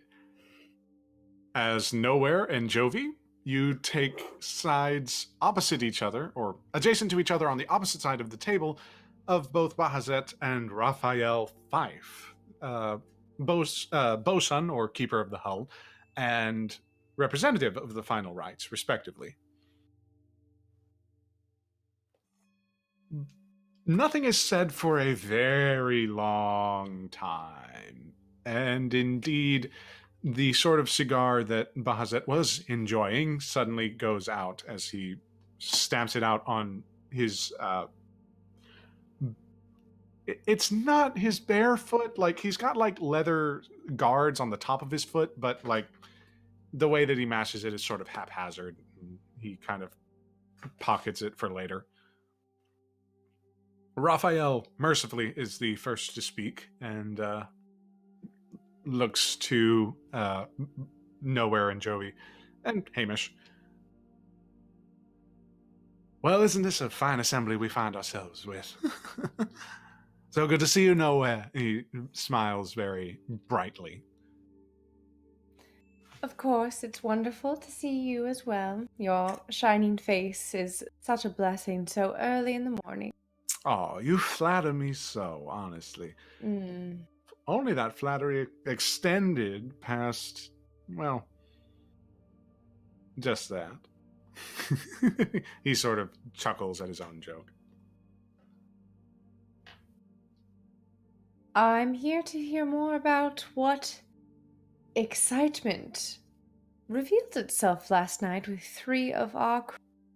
I'll plop my book down on the desk and open it to a clean page. Hamish at that point was getting out his little sort of directory, and as you plonk this down, he's sort of like gun shy, but sets... Oh yeah, it's like a super aggressive. It's not like I'm like Yeah, and at that he sort of jumps and then sets his own affairs on the table. As the books are being brought out and slammed on the table, Jovie is reaching into her mixology bag and just gently putting out a glass and a shaker and a little bit of mint. She's just availing herself as she's waiting. Jovi, do you suppose that we're going to be drinking so early in the morning? Why not to celebrate to a meeting well done? The meeting has neither begun, nor is it anything worth celebrating. You should be more of an optimist, dear. Optimism doesn't last very long on the Final Rites. Don't I Or know in it? hell, for that matter. Shall we get to the business at hand? Grim as ever, Bahazet sort of growls underneath his breath, the sort of feathers that adorn the back of his head kind of rustling a little bit. Should have expected nothing more, I suppose. Did you sleep well? I always sleep exceptionally well, Bahazet. Thank you. A marvel to hear. Raphael sort of turns to Jovi and Hamish, sort of shrugging. Would that these two would get along more often. I assume that to be your palette of orders, my friend. Hamish kind of looks to the book and then looks to Raphael's outstretched hand. Yes, we had been hoping to perhaps discuss the possibility of larger means of refrigeration. You see Raphael's eyebrow raise as he traipses through the assembled list. I see. And these quantities, these would serve as means by which you could meet demand? Absolutely. Confidently. And yes, those are most conservative estimates. I'm sorry, I don't mean to interject in what is a very important conversation, but are we really going to sit here discussing refrigeration size requirements when we have very pressing matters to deal with? And I assume, now correct me if I'm wrong, I don't have the list memorized. If it wasn't Jovi, then it was Hamish that was on duty at the time of the, well, incident, for lack of a better word. You hear Bahazet kind of growl once more, and he sits forward. As I recall, it was not our problem to solve. It was mine and my crew's. And did you solve the problem? Because I understand that transportation somehow happened off of our ship, and unless you've tracked down Zyrel and Avalith, we have quite a large problem, bigger than whether or not your brutes were able to successfully throw someone into the river. They're of no concern. Those who wish to find themselves away from the rites usually do not return. And if ever they do, believe me, my associates would be more than happy to show them the door. Of course, and will your associates be grabbing them before or after they transport themselves onto a vessel that has blocked this type of magic? Or perhaps, excuse me, Bazat, maybe they'll be attempting to grab them right before they transport off the vessel that has blocked that sort of magic. I suppose I'm just confused about when your men do their job in this type of situation. You hear him sigh very heavily. Go ahead and make an intimidation check. Okay. I will. +3.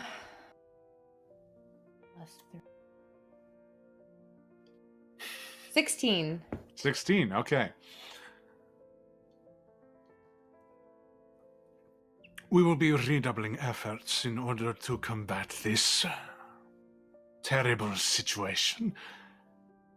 And in the case of those who have adjourned from the rites, there is only so much we can do. I will have one of our crew speak with... He clears his throat. I'll have one of our crew speak with the keeper of the engines. Most hurriedly on this matter. As indeed the maintenance of the arcane engines and influences lies under Aemon's domain.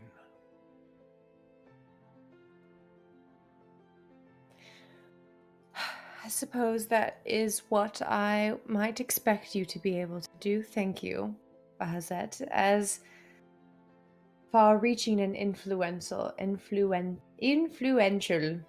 as ever. Influential, yes. I will, of course, want for my records to speak to everyone who was present at the time of the miraculous movement, shall we call it. And I do believe, and I'll flip through my pages, one such incident has happened in recent memory. I suppose Mercy might be worth speaking to. Well, Jovie.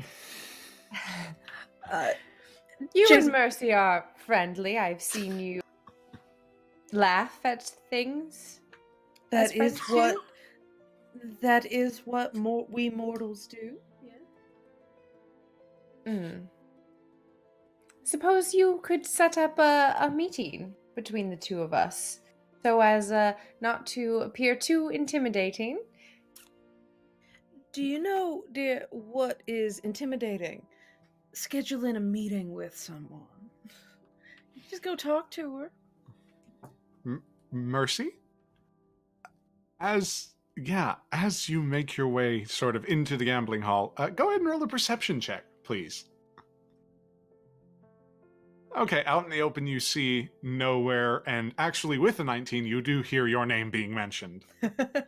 Someone's ears are burning. Oh, you're quiet again, Rachel. I think you're in Zoom rather than Discord audio. That could be it, I'm maybe? definitely not in Discord. There you go. either. You're I audible seem now. to- every now and again, I just need to bounce out of Discord. Ah, gotcha. But yes, You I are- will tiptoe up to the door to the gambling hall. Just kind of peek in, try and catch Jovie's eye. Okay. Are you trying... Okay. You're trying to catch Jovie's eye specifically, so I'm assuming you're in stealth. Go Yes. ahead and roll me a stealth roll, and then tell me the result. Keeping in 21. mind my shit perception. Damn. 21. Okay. Well, the assembled group does not... Well, actually, wait a minute. No, I have to... Now I have to look at Bahaset's sheet. Hang on. Always good to be prepared. All right. And... If his passive perception is 21, then I'm just gonna not bother stealthing ever again. I Might as well mean... traipse around and sing a song. Might as well have fun with it, huh? Okay, no, it's close, but it's not 21.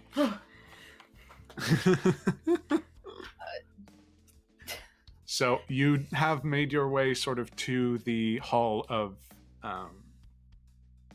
the gamblers, and Bahazet at this point speaks to you nowhere. Jovi does bring up a point.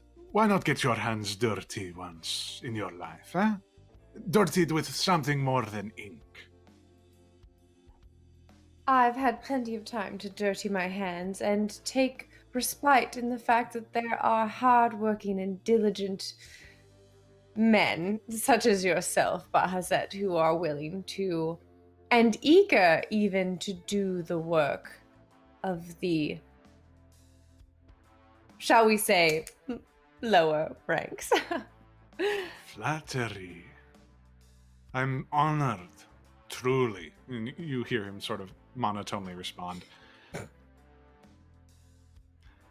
At that point, Raphael and Hamish have sort of leaned to the other side of the table and conducted whispered conversations. Go ahead and make an insight check, Jovi. Sure. Ooh.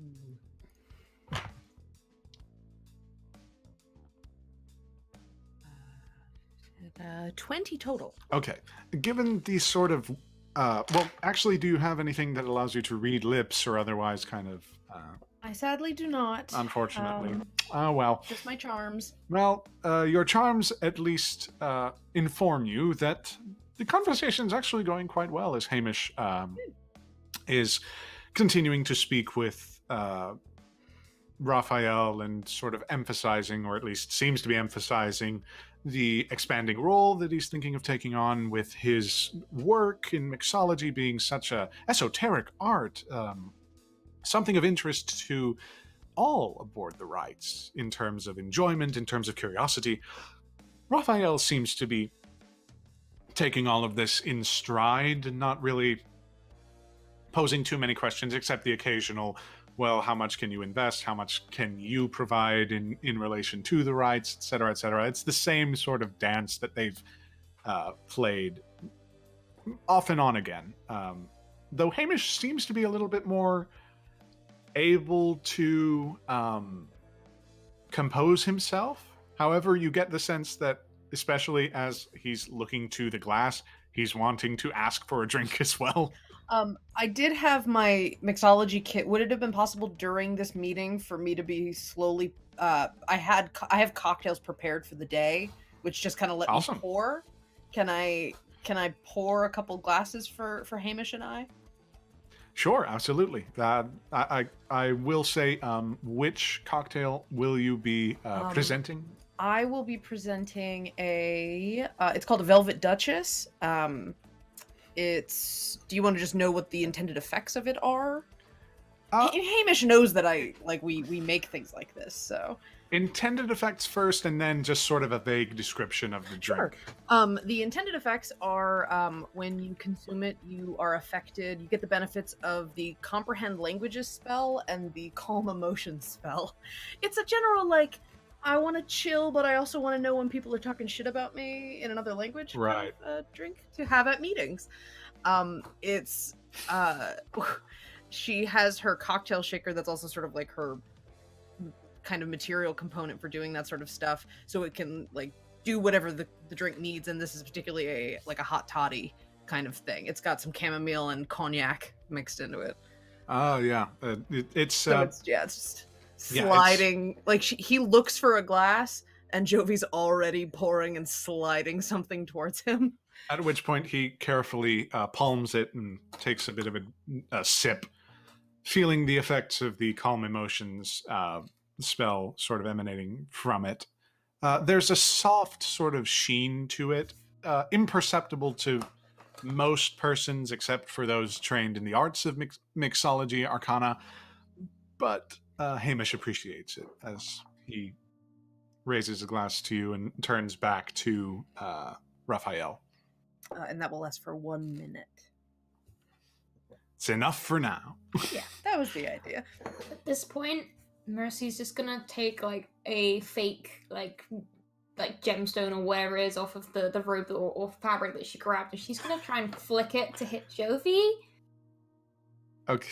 Wait, what are you flicking me with? It's just a fake little rhinestone or whatever I've just taken off a bit of the shawl costume she's got. jewelry. Yeah, Okay. just to get her attention. Okay, go ahead. As you're opening the door, ever so slightly to this portion that has yet to be opened, go ahead and roll a ranged attack, I guess. You gotta double check what my AC and that's is. 26. That'll hit. That's way above my AC. Okay. I wish there was a roll for composure. I mean, Yeah. I have my calm emotions things then. Actually, that's a good point. Mercy, do you wait until she takes a sip, or do you just oh yeah, haphazardly? if I like, Oh, I respect her I feel like mixology. Mercy I'm would not wait gonna- till I did to see if Yeah, she I could give me definitely a respect spit what take. she does, and I probably by now have an idea vaguely that what she does has her own kind of cool alcohol magic. So I will wait till after she's dosed up. Okay. Not during. Yes. She No, calls a no, spit no. take That'd be rude. after. Okay. Nah, that behavior is safe. People I don't like. Make a stealth check once again, Mercy. 18. Okay. So with that, Jovi, with a 26, where exactly does it hit Jovi? Oh, Somewhere that isn't noticeable to everyone, so not like on her nose or something. Maybe like back of her neck kind of thing, and it's just like a tiny little thing. I'm not trying to like pierce or anything. I'm just trying to get her attention. Sure, absolutely. the sequin. Nowhere. Go ahead and make a perception check just to see if you notice. Everyone's just perceiving around me. I'm not even involved in this. Jovi as well, yeah. Sure. 19. 19. And Jovi? 8. 8? 8? I rolled a 3. You rolled an 8? Damn it, Jovi! Or you rolled a 3. You got an 8? Okay, wow. I have a 5. What do you want? Mercy, as you sort of very surreptitiously bing, this this gemstone to the back of Jovi's neck, it clambers to the ground, and Jovi's sort of like, what the fuck was that? Like, looking around, there's no, like... Too many damn feathers on her collar. It's just like, Yeah, it sort of hits, but immediately, nowhere in Bahazet, attend to your present location. And you see the sort of gold in Bahazet's eyes kind of sour almost. Like the pupils adjust and dilate before turning to you nowhere. Ah, well, speak of the devil, as they say, it appears that Mercy has joined us. Mercy!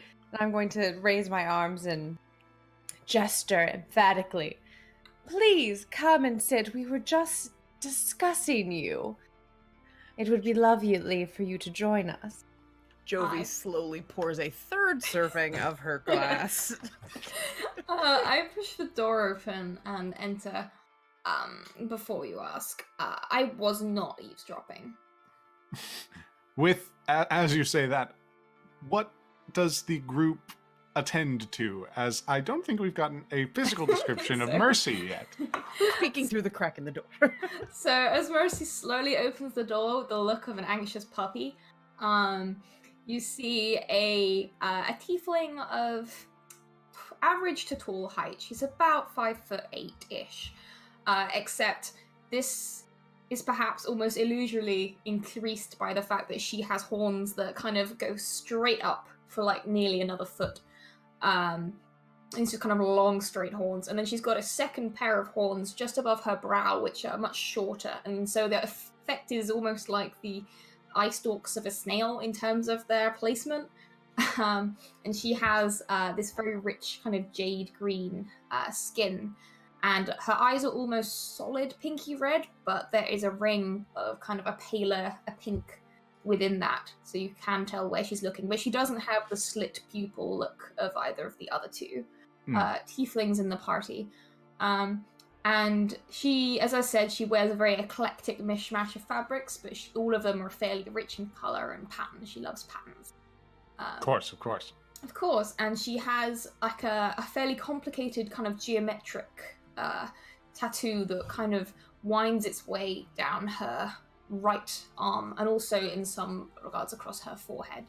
And she's got this short, kind of fluffy, dark pinkish hair, which is kind of swept back by a black headband, which she kind of wears just behind her larger set of horns. And everything's got kind of like little gold accents here and there, but still manages to look pretty disheveled, even though she kind of has a fairly good taste for prints and fabrics, but doesn't really care enough to really make it look good.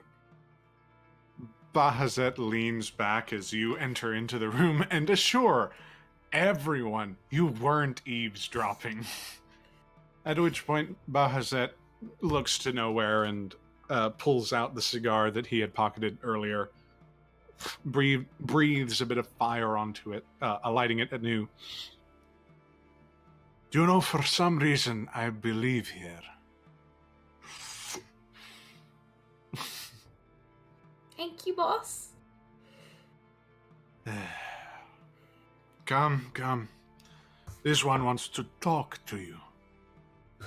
Okay, that sounds fine. I make my way inside. Is everyone else kind of seated?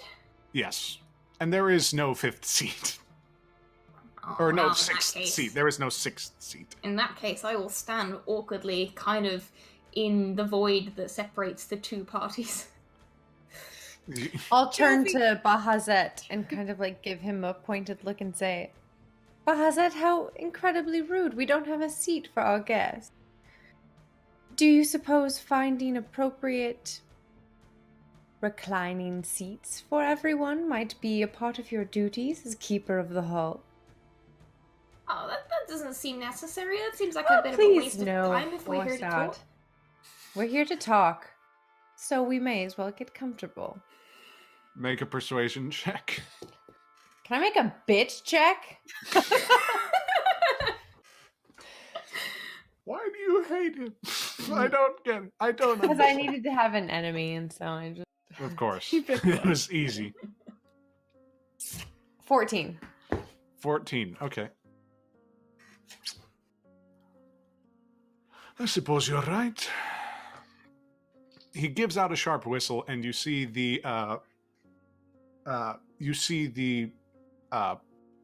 incubi who were sort of screwing around with cards suddenly like shoot up and look over to Bahazet, who kind of waves a hand to one of them with sort of slicked back jet black hair and a sort of a similar pinkish hue to you, Nowhere.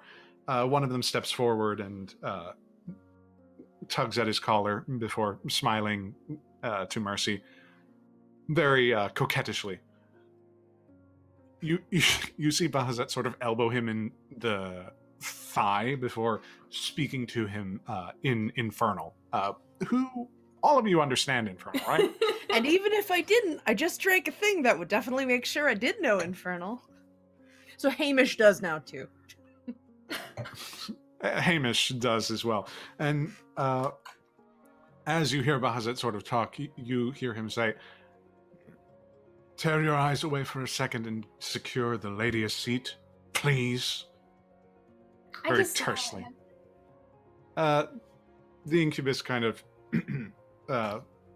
rolls his shoulders and then nods, sort of giving you a slight bow before securing for you his own seat from the previous table. He saddles it right between Nowhere on one side and Bahazet on the other.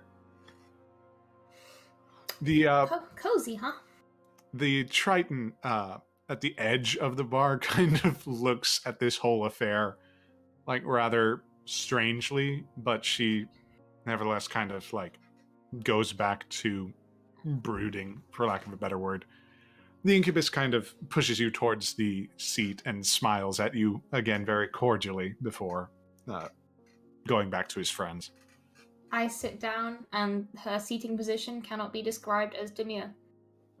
Ah, it cannot be. Nah, she's just kind of like, lean back a bit. If the arm is up towards Nowhere, I definitely like turn kind of like away, and I'm like, like definitely wanting to make sure that there's a good amount of space between our bodies.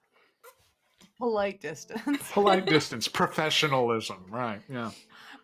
Jovie slides the third cocktail glass towards Mercy, offering it as it's a breakfast tea, dear. Yes, Yes, I you- haven't had any breakfast, and this is exactly what I needed. Make a deception check, Jovi. Actually, both of you make a deception check. Deception, you say? I don't think I have Yes. anything for that. Okay, that's gonna be a 16. That is a 21. Wow. Regretting that roll, Jason. You can't. Uh-huh. Okay. Bahazet kind of eyes you both suspiciously, but allows the drink to pass. Jovie just casually starts sipping her own. It's a cocktail, dear. Nope. It's a shot. Was it? I'm All right. sorry, I didn't realize. Apparently, all the drinks are shots when I give them to you. That's fine. Just, it might take a minute to sometimes settle. needs must. Anyway, nowhere. Your questions. Well, first, I think we should make sure that everyone's properly updated on the situation. Would you like to share what happened last evening on your watch? At that point, Raphael and Hamish actually sort of look to each of y'all and quickly sort of shake hands before Raphael straightens himself out and begins to adjourn. Hamish takes the palette of orders and flips through them. Jovi, you notice that each of the pages has been stamped as approved in Infernal because but nevertheless, Hamish is actually somewhat invested in this conversation as Bahazet tells his side of the story. There was apparently a bit of a disagreement between Kelzorak and the tenants of the Final Rites. Mainly that one is to remain neutral and not assault other guests, regardless of nature or stature or the like. A violation led to his subsequent ejection.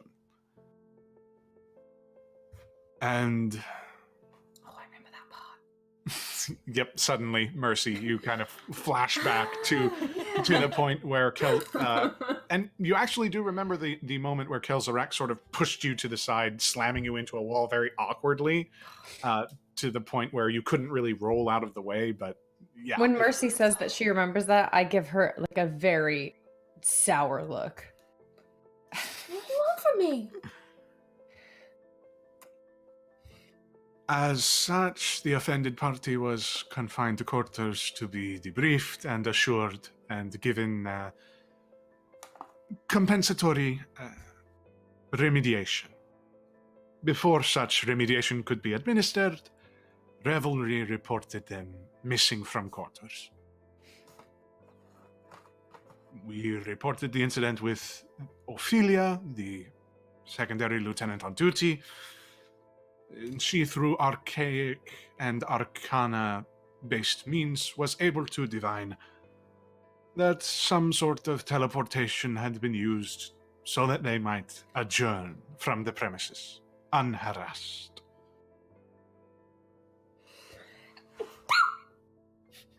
Bless you. Bless You you. see, as Mercy I'm sort sorry. of sneezes. Her drinks are really strong. That's I why thought you it don't- was a tea. Kind of. As tea is a Mu- kind of drink. It's a very Tea is strong tea, literally a dear. drink.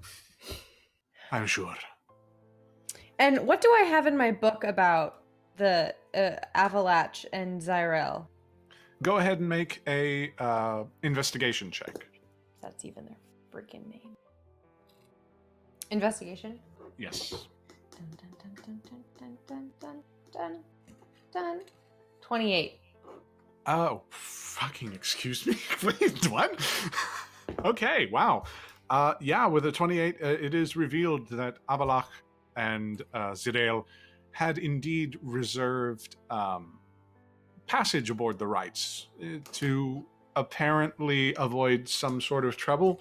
They were attempting to get to the city of Dispater before too long, but it seems that their paths radically diverged as Kelzorak apparently intervened. It's actually a little bit sensible now, as you look. Kelzorak was a lesser lord on the front lines, and he fancied himself a bit of a deal a deal maker and broker, to the point where he was, shall we say, quite belligerent. He's not as refined as some of the deal brokers in Dissipator and the other cities of Hell. And as such, you get the sense that there was just a clash of personalities. You do remember Avalok speaking to you at some point in a very gentle manner and very measured tone. Given that sort of impression that you got from him and the knowledge that Kelzarak was kind of an asshole, you just think that this was an isolated incident. What is of more concern, more primary concern, is the ability for one such pair to be able to leave. Right. So was there anything about them that was like, was one of them a warlock, or was one of them like, I know magic, I'm a magic master, or did they just seem to be two rather... Please tell me that Nowhere's notes are that sassy and full of salt. Just, I'm a magic master. Just little Make stick a figures history. and like, I'm so Or- smart. I'd say make a history check, but with a 28 in investigation, you do know that Avalok had called himself an elven sage, and he kept going on about how his companion was like a child of destiny or something. Flex, but okay. It's really Okay. like it's really hard to sort of parse what he meant. He spoke in very vague terms, but you got the sense that hey, they knew magic and they weren't afraid to show it. Okay. As Bahazet is talking, even though I already know all of this and I've already written it down, I'm writing it down again just because I feel like maybe it drives him crazy that I write everything down. So like I'm just like, Oh, it does. It does. You interesting, see, interesting. I wonder if Oh, that's you'll interesting how you ever said- look at my page to know I'm not writing anything. But I write in a secret code, so he wouldn't even know what it was. yeah, exactly. So it's doubly frustrating because whatever scant looks he tries to steal, he doesn't get any really good information. So he just sort of sits there with his cigar. At one point, I'm like, Bahazet, is that how you spell? Oh, never mind. I'll figure. You feel that a bit of the smoke that billows from him is not from the cigar at all. It's actually from the fire within. Can I just say, I'm not feeling terrible comfortable sitting here right now. I feel like I'm really getting in the way of meaningful conversation. No, Mercy, your presence is, as always, incredibly valuable. And you serve a purpose on the ship, I assume. Yeah, I assume as well. But more importantly, and why I was so eager to talk to you, is less about the purpose that you serve on the ship and more about how that purpose came into action. I already told Whistler, it's so long in the morning. Yeah, I already told you guys. I have no idea how I ended up getting here. I told you I spoke with this wizened old tiefling guy in an alley, and this was in Waterdeep. And next thing you know, I'm crashing through a ceiling onto a poker table or where the fuck it was, and then I get hauled off and hauled into involuntary servitude. That sounds That like was more about the Waterdeep. gist of it. It wasn't a very good Tuesday. What notes do I have for the day that Mercy arrived? It As- wasn't a Tuesday. It was like Tuesday. Who knows? Like you could remember. Actually, make a history check as I describe. Yes, indeed. Nowhere's notes upon the subject are quite extensive, at least 21. given first-hand account.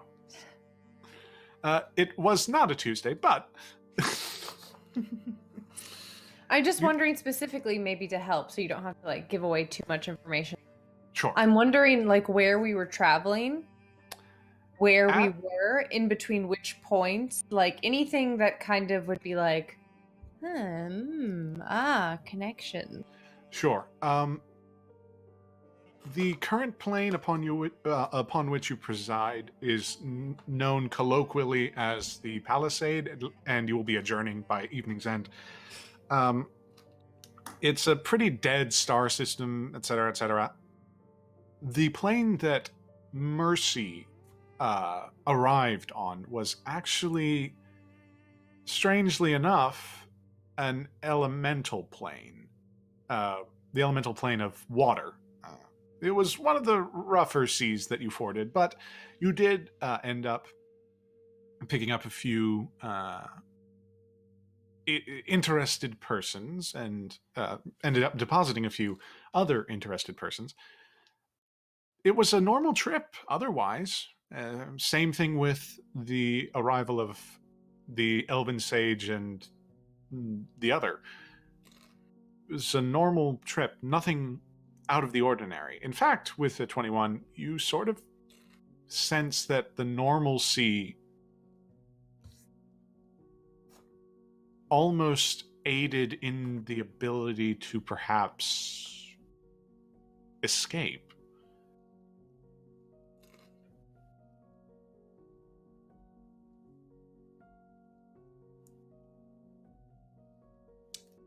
Well, it appears that at the very least we have a mystery on our hands. Someone, perhaps a group of someone, has magic that we haven't encountered. Or, more frighteningly, magic that is far superior to ours. Bahazet kind of straightens out and actually leans forward, a cigar sort of hanging from his clawed hands. So, Keeper, what do you advise? I'll close my ledger and put the quill on the side and kind of straighten it before me.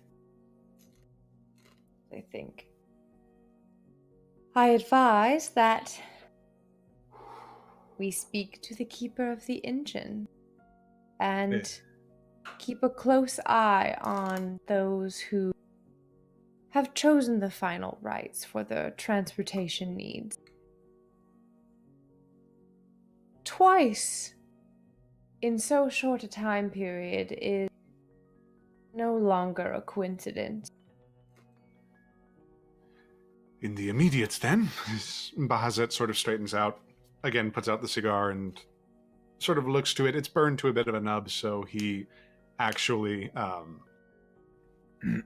pardon, shoves it in what you deem to be like a trash receptacle, sort of near to the legs of this table. In that case, I shall be conscripting a few more dampeners and arcane experts from Team 3, bringing them into service for Team 2. If this is of to be an active concern, there need to be active measures to combat it.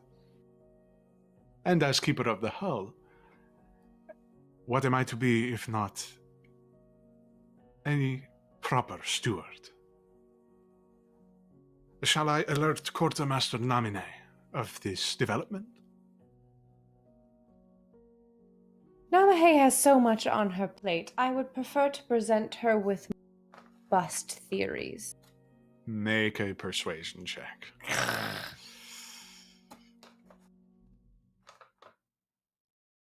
No, we're searching for that subquest. 11.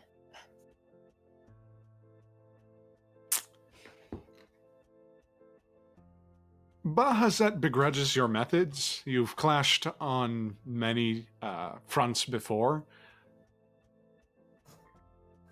And even though you see him kind of flick his forked tongue against his very sharp teeth, he does breathe in and relent, nodding. Shall I, at the very least, notify her that you may be speaking with her soon? Why, yes, that would be very helpful of you. Thank you. He stands his full height, about 7.5 to 8 foot. Breathes very heavily. Rolls his shoulders before calling to the incubi in Infernal once more. Enough dilly-dallying. We've work to do. The incubi kind of wrap up their card game and clear their throats. The one who helped you, Mercy, giving sort of a wink and a smile before joining Bahazet as he adjourns. Miss Bahazet, sir, Mr. Bahazet? We never really ironed that out. Do you need me? What do you want me to do? You feel his presence like stop immediately behind you and loom over you for a moment.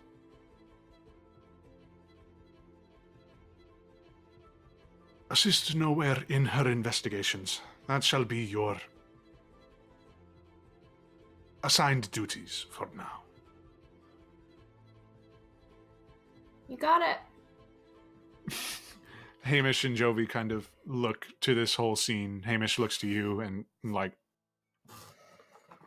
stills himself. I'm just gonna. I'll help out how I can. I'm just nosy like that. Figured. Can I expect you at your station tonight, or Barring any sort of wild world-ending conspiracy that we discover, sure. I'd very much appreciate it. It's already been nerve-wracking enough of a day. He quickly pulls out a bit of a, I give a better word, a spliff, and lights it before kind of judicially blowing it down his If I knew sleeve. you had that, I wouldn't have wasted the drink. He shrugs and then quickly rights himself, adjourning far after Bahazet leaves. The Triton, the Triton, and the three of you are the only ones to sit here, and the Triton is sort of wide-eyed and curiously looking to each of you. I'll look between Jovi and Mercy and like smile, but like a very obviously like fake, like I'm not really sure what to do with my face. Well, ladies, it seems that the three of us have our work cut out for us. I imagine we'll be getting to know each other very well in the coming days. That's a good thing, really. I feel like we got off on foot, so I would like to do anything I can to rectify that, ideally. Oh, this is gonna be a disaster.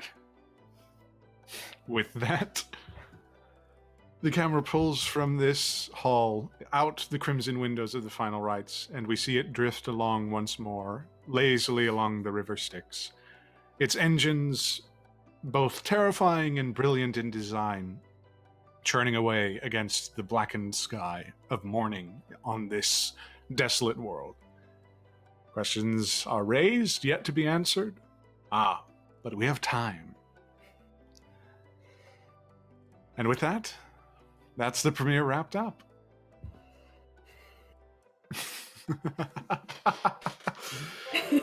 Oh, You're awesome. that was fantastic. Oh, that was so much fun.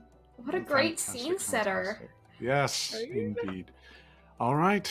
We thank you so much, everyone, for watching. We thank you, all who joined us live. Hello, hello. Very nice. Everyone who joined, who followed, who donated. That's Oh, yes. crazy cool. Yes, honestly, like, shout outs to all who donated, and yeah, just gave their time.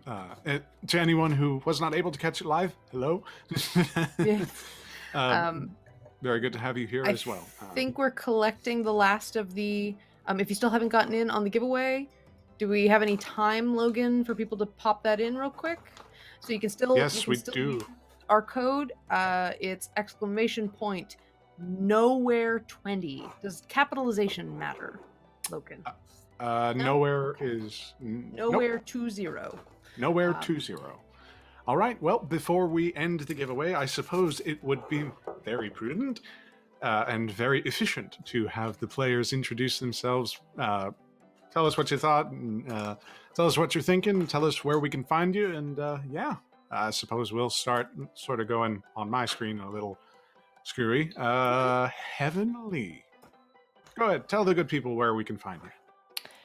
You can find me on Twitter at tis_aliens, and I just recently posted a schedule so you can figure out all the other streams that I'm in. I'm in 4 a week.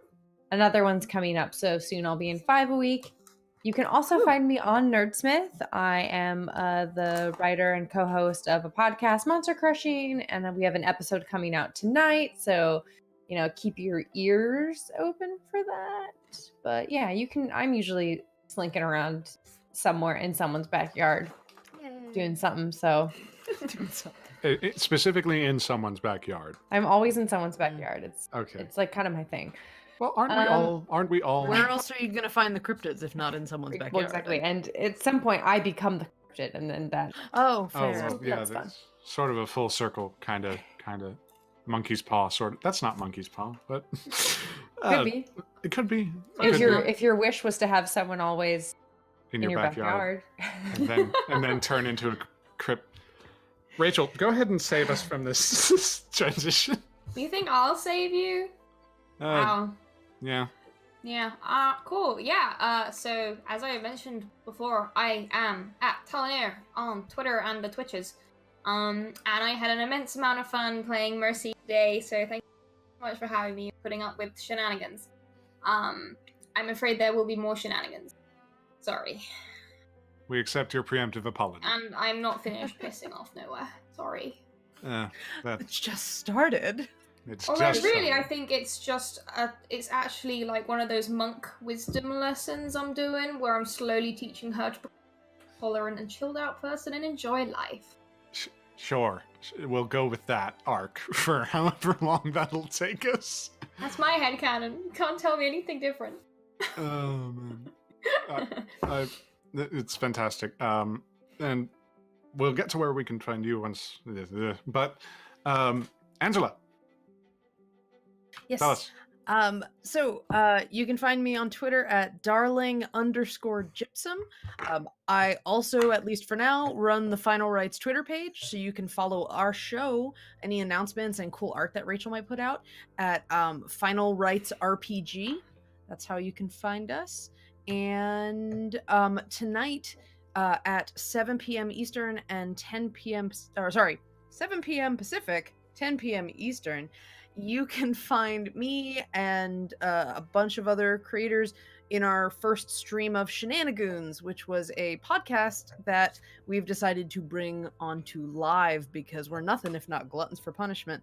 And yeah, so I'm super duper excited that today is like day of premieres of things. I have had such a blast so far. I'm so excited. Yeah, for this campaign. Oh yes, no, this is absolutely fantastic, and I'm so happy to be a part of it. So happy to serve the Nerdsmith Network.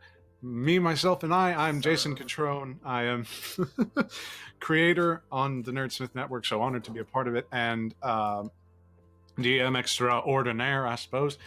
You can find me here on alternating Tuesdays beginning today. So our next session will be the 30th of April, if memory serves. No, 23rd. No, that's 21 days. The 23rd, excuse me, Correct. added 21 instead of 14. So the 23rd of April, mark your calendars, will be the next session. And actually next week, you'll be able to find me on Susanna Grace's Twitch channel.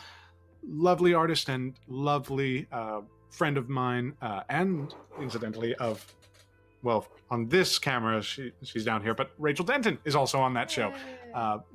It's a lot of marvelous misadventures through the world of The Witcher. And yeah, again, at Just Jason Please on Twitter, you can hear my rantings, ravings, and also maybe occasionally learn when I'm actually going on stream. Other than that, I suppose the only thing that I'd like to quickly mention just before we end the giveaway would be the Nerdsmith subdrive, which will be releasing more information over the next few days, and will be beginning April 16th, Correct. which I will be a part of most appreciatively. There's the word. We'll be right in the middle of it during our next episode of Final Rites. So yeah. by then we'll have more information to share with you about it on this show, but plenty hope. will come out from us before then. Yep, just follow us. We are Nerdsmith on Twitter, all one word, all lowercase, to learn more and to figure out what exactly is going to be going down.